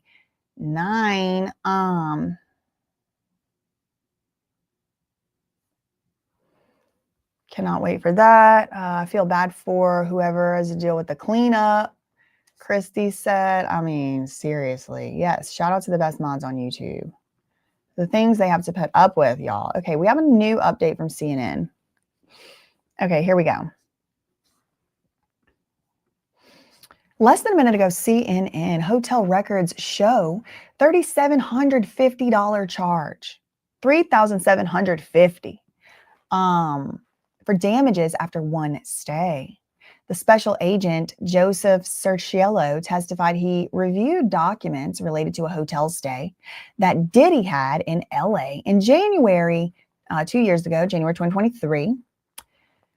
The hotel records showed the room was reserved under yet another different name. This one is Joseph Chavez, and it included a $3,750 charge for, quote, damaged furniture. A report from the hotel said there were bodily fluids stained on the wood floor across the entire room. And some of the furniture, body fluids on furniture, body fluids on the floor, all across the room. The evidence chart referenced some of Diddy's text messages with Jane, one of his accusers who's using a pseudonym in this trial. The messages showed the two, that's Diddy and Jane, coordinating the arrival of 3 men at the hotel. One of these men deposited $1,500 as Paul cash at the ATMs in Los Angeles in the days following the hotel reservation. The jury also saw a message Diddy sent to Jane telling her to send $1,100 to Cowboys for Angels for their overnight rate. Oh my God. So this Cowboys for Angels, I feel like they're going to be federally investigated if they haven't already. That's just my opinion. I don't know. I'm just speculating. But they just keep getting name dropped so much here that I kind of feel, okay, we do have some more exhibits Inner City Press is putting up. Here's another Jane message the prosecutors belatedly made available. I'm crying. I'm so triggered by this. It's too close to some of the nights I felt forced. Please stop giving substance up and using women for your fetish nights. It creates demons inside of us and real trauma to women who are only doing it to please you. Let that pain on another woman stop with me. Leave women alone who don't want to do those nights with you. Hire S workers and stop emotionally harming women who love you. So this is allegedly from Jane. Got another one here, still doing sidebar a minute ago. Here's another Jane message the prosecutors belatedly made available today, belated in violation of a court order by a federal judge, citing Gina and Young Miami. You want to have me suck some blank so you can jet off to an island with Gina or Young Miami. So Jane, kind of being jealous. And you want to have me do the dirty stuff in hotel room after hotel room. So these are messages, right? Leave women alone who don't want to do this stuff. You only want to have me do these acts with Gina, or you only want to have me do these acts with men just so you can go jet off on a fun vacation with Gina or Young Miami. And it's just messed up. I don't think you should be doing that or whatever. I mean, she did testify about this, but again, the government waited till forever and a day to make it available.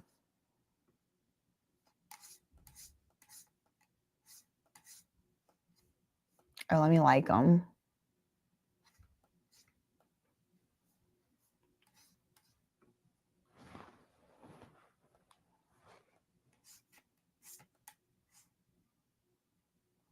They keep updating this.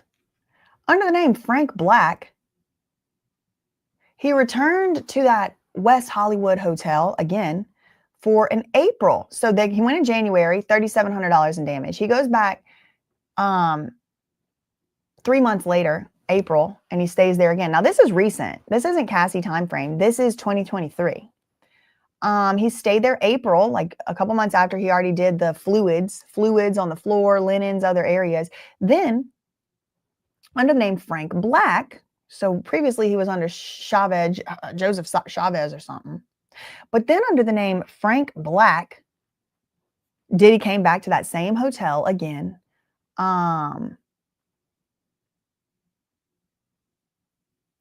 Using a different name. And he then this time caused $1,800 of damage. So here's the actual quote here. Quote, room 917, linens and smoking in room. Linens soaked in baby oil on carpet, as well as evidence of smoking in the room. This was according to a security incident report. Now, Diddy regularly checked out of hotels with 4 digits worth of damage to the rooms. So we already read like some parts of this, but they keep adding it. Like this wasn't in here last time, right? Or did I just miss it?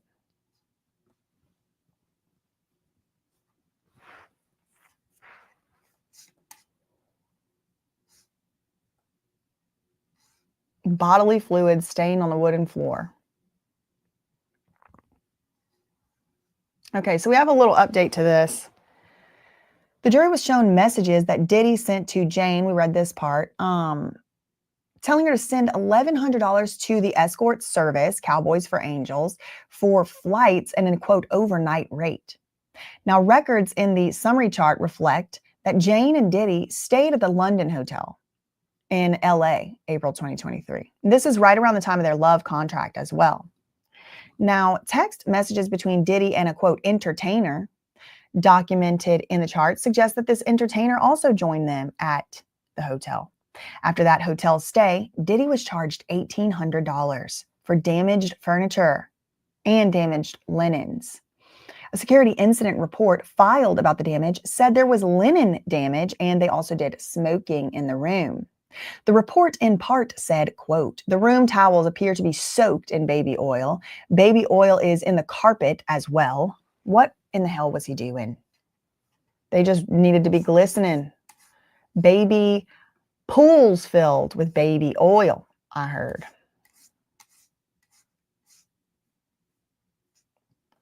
They're still at a sidebar. I don't know why they're even, what's the holdup. Teeny Garagos, of course, has to just drag everything freaking out. She can't just let well enough alone. Okay, they're back.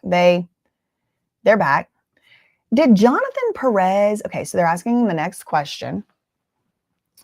Did Jonathan Perez send this text message to Fahim, which is the head of security? So did the assistant send the head of security a message? Yes, said the special agent. And this is about Antoine. This is the S worker, Antoine.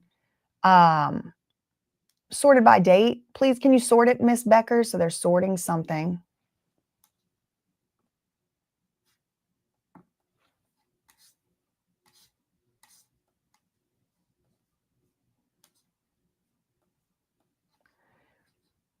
Did the assistant send this to Fahim? What is it? What is it that he is asking about? Did he send what?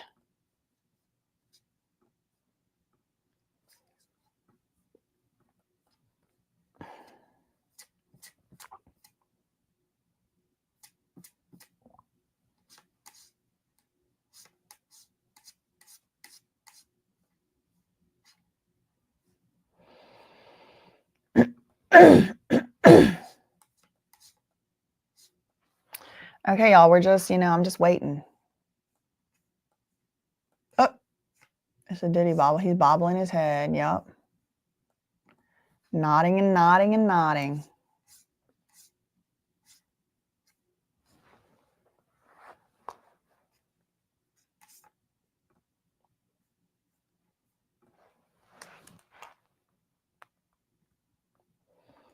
Waiting for the next update.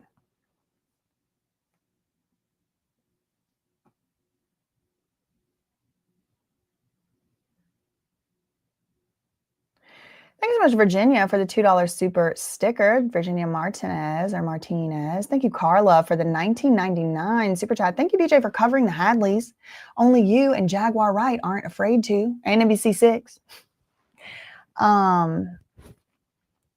Love to all that Jaguar and you do for justice. Thank you so much for that $19.99. Thank you, Hibiscus Rose, for the $4.99 super sticker. And thank you to Ariane Colin, Maya88, for the €20 Oilo super sticker. Thank you so much for that.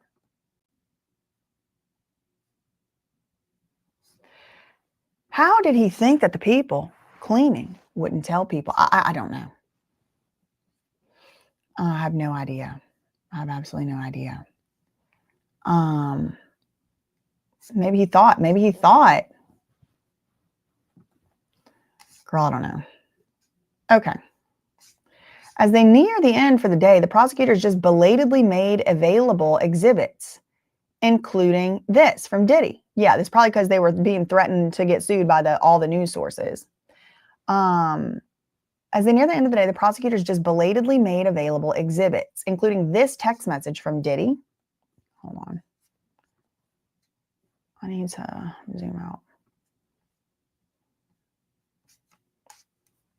Okay. It's Diddy saying, I'm not even aroused no more.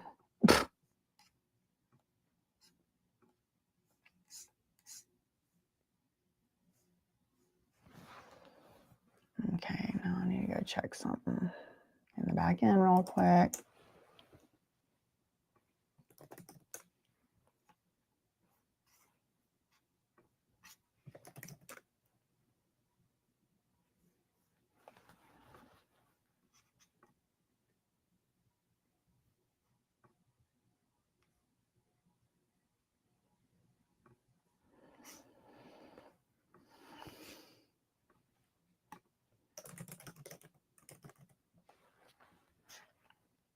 All right.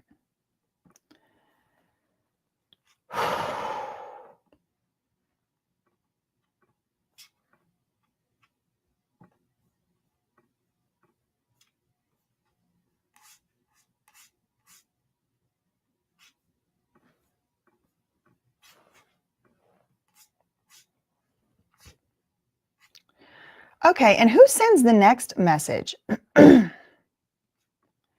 He said, KK, the special agent said KK sent that next message. And what does Jonathan, the personal assistant, write to Fahim, the head of security? What does he write?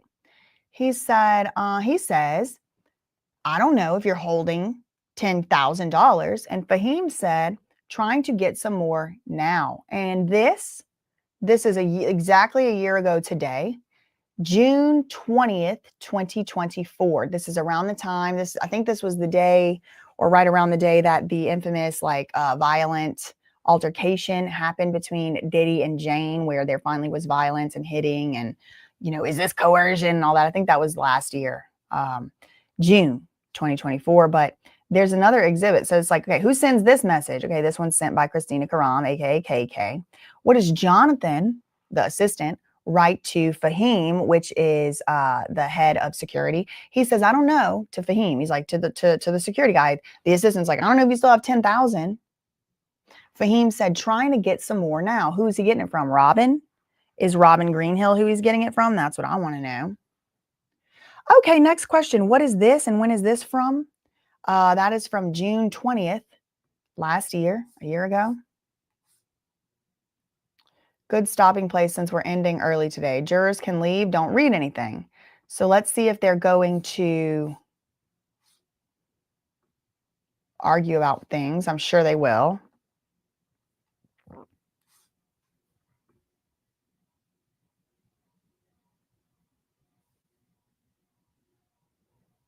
Yeah, I know. Pessa said Fat Joe and Tyler Perry are being sued.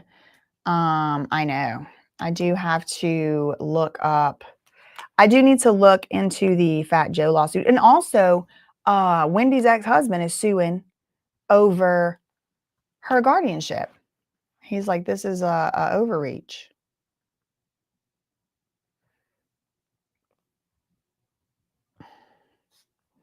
How did Diddy, Liminal said, how did Diddy keep track of all this cash floating around? I don't think he did, girl. I think Robin Greenhill and Lou Taylor kept track of it, if you're asking me. But I mean, I really don't know. I don't know. I couldn't really tell you. We got the different little chart here. Hold on.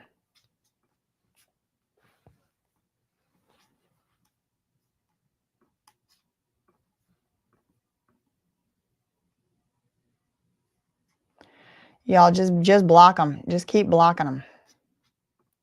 The trolls are out in full force today, I heard. I haven't even seen it because the mods are getting to them so fast.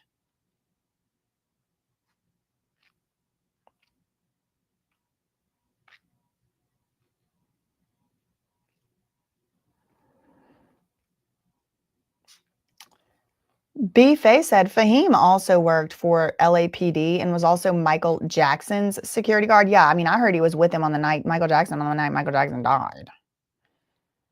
Yeah, according to HL at TMZ, Wendy doesn't want her ex butting in. That's interesting. But if he has a right to sue, it's not really up to her. Debbie asked, do I think that Maureen Comey is the lead prosecutor in order to contain the damage or keep it to Diddy's charges to a minimum and mainly not to implicate other bigger fish? Kinda. I kind of think that, yeah. Ripley said the mob owns him. I kind of think that too. I would not believe it. Okay, we got a new update from CNN. A note detailing, 1 minute ago, CNN, a note detailing Diddy's personal expenses was shown to the jury. The jury was shown a note recovered. A note. It was a note recovered from Fahim Muhammad's phone last year in April. $5,000 PD, which means P. Diddy, personal location. Now, the jury has seen evidence that Fahim Muhammad kept track of at least some spending reimbursements for Diddy's personal cash expenditures or expenses. We have a new update from NBC. The judge sends the jury home for the weekend. Testimony ended early today, so a juror could attend a graduation, but the judge reminded the jurors not to discuss this case with anyone or read anything about it. Okay, we get a couple more tweets. How many more or how much longer or whatever, Miss Comey, on this direct examination? She said, I think like half the day on Monday and then we'll be done. I hope that Teenie can finish her cross-examination by the end of Monday. And then the judge says, okay, then Rule 29, whatever that is, whatever they're talking about that on. Agnifilo said, okay, but we're going to be on the shorter side. We'll tell the government over the weekend how long it's going to take. So when Mark Agnifilo and them want stuff to leak out to the public, it's so interesting. It just gets leaked. But when Mark don't want to, he's like, oh, I'll talk privately. I don't want to say it. I don't want to say it in front of everybody. Okay. And then Agnifilo goes, Diddy's lawyer, if the government rests at the end of Monday, I think we'll rest Tuesday or Wednesday.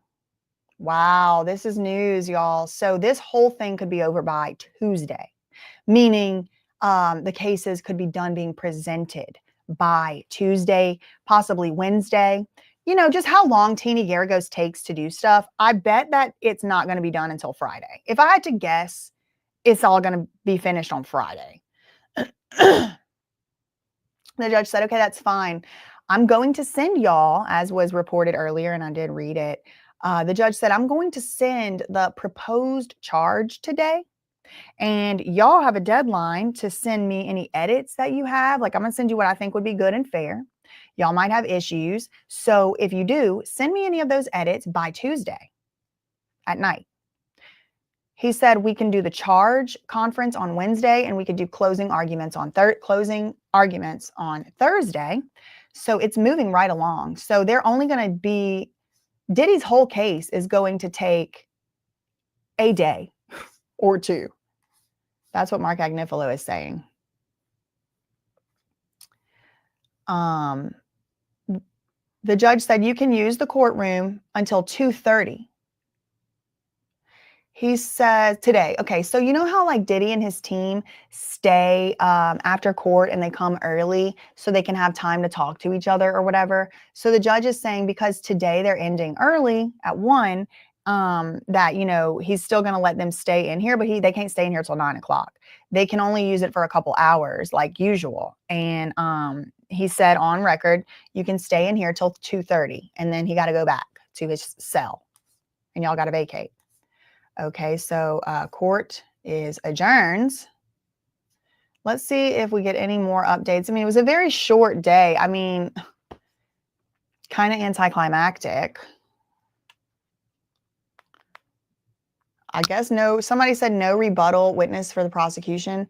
I guess. Breeze Vegas Blonde said defense has no one and nothing, obviously. Thank you so much to April for the $10 super chat. I wonder how the OFs, hotel nights, king nights, entertainers, and rugs appear on Diddy's corporate and personal tax returns. I do too, and I know who would know. Probably somebody over there at TriStar. April says, I'm guessing it's buried in business expenses. I smell a massive audit. I think they do need to audit. Amira said, wait, hold on. This case feels unfinished and rushed. I agree. I keep waiting for the other shoe to drop. It's very like as nasty and disgusting as it was, like almost nothing really like came as that much of a surprise to like most of us who have been following it. I actually do believe that they are going to start going after a lot of people one by one. But in order to go after people one by one, you kind of have to like keep everybody else's stuff out of the first guy's thing. So I think that they, like someone asked earlier about Maureen Comey trying to keep it, you know, in the bounds or whatever. I kind of think it might be something like that. But even if I was the feds, it would be very daunting and very difficult and dare I say like nearly impossible if you just wanted to go after everyone in Hollywood all at once or even two people. Like imagine how difficult it was for people to go after Diddy and Jay-Z at the same time. Like Tony Busby is going to be defending his law license for the next years. And it's like, if you even get two of these people at the same time with all this power, all this money, all this influence, they can hire, you know, private investigators to come show up places. They can hire, you know, anything to do anything. So even if they're not like necessarily up to no good, I could see how it would be very difficult to try a lot of these people all at once. Even though it would be ideal if they could just, you know, round them all up and try them all at once. But Liminal said, I believe other cases to follow. I do too. People are saying KK might be next. Maybe. I don't think the prosecution has her coming up, though. If she's going to testify, it's going to be for Diddy.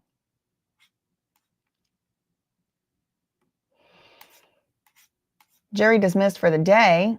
The prosecutor, Assistant U.S. Attorney Maureen Comey, said she hopes the government is going to rest by the end of the day, the next court day, which is Monday.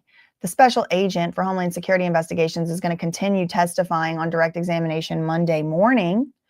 The prosecutor said she's going to question him through the lunch break. On Monday, she should be done by lunch.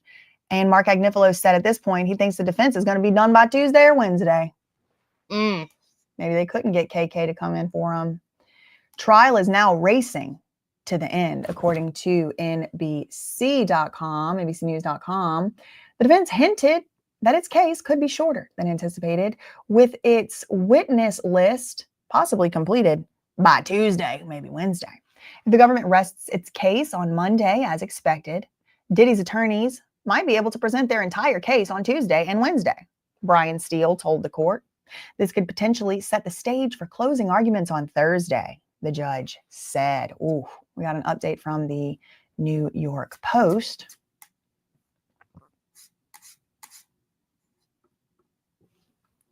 Prosecutors hope to rest their case against Diddy Monday after testimony from law enforcement agent concludes.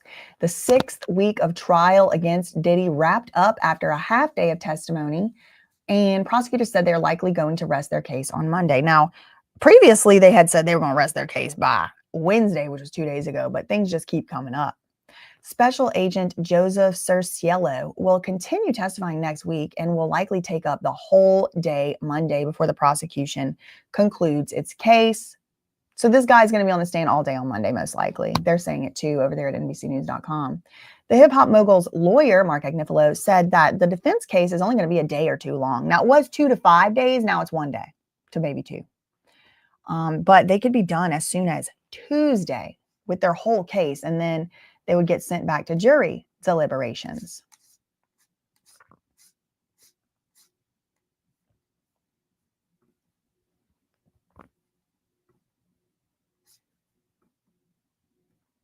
Hold on, I'm checking something because I wanted to see if I'm going to be able to redirect y'all. Yeah, you can't see that. Okay, good. To my R. Kelly video. If not, I'll just premiere it sometime tonight or like this afternoon. But I want y'all to watch it.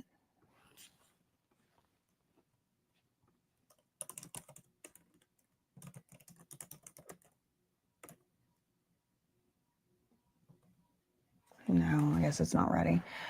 Okay, well, I guess I won't be able to do that. Hold on, let me just double check something.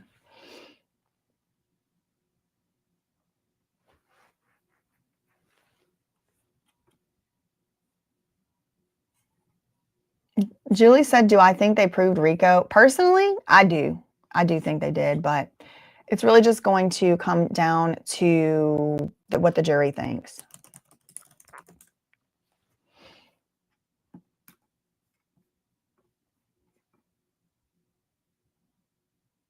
Okay. Yeah, no, it's not up. All right.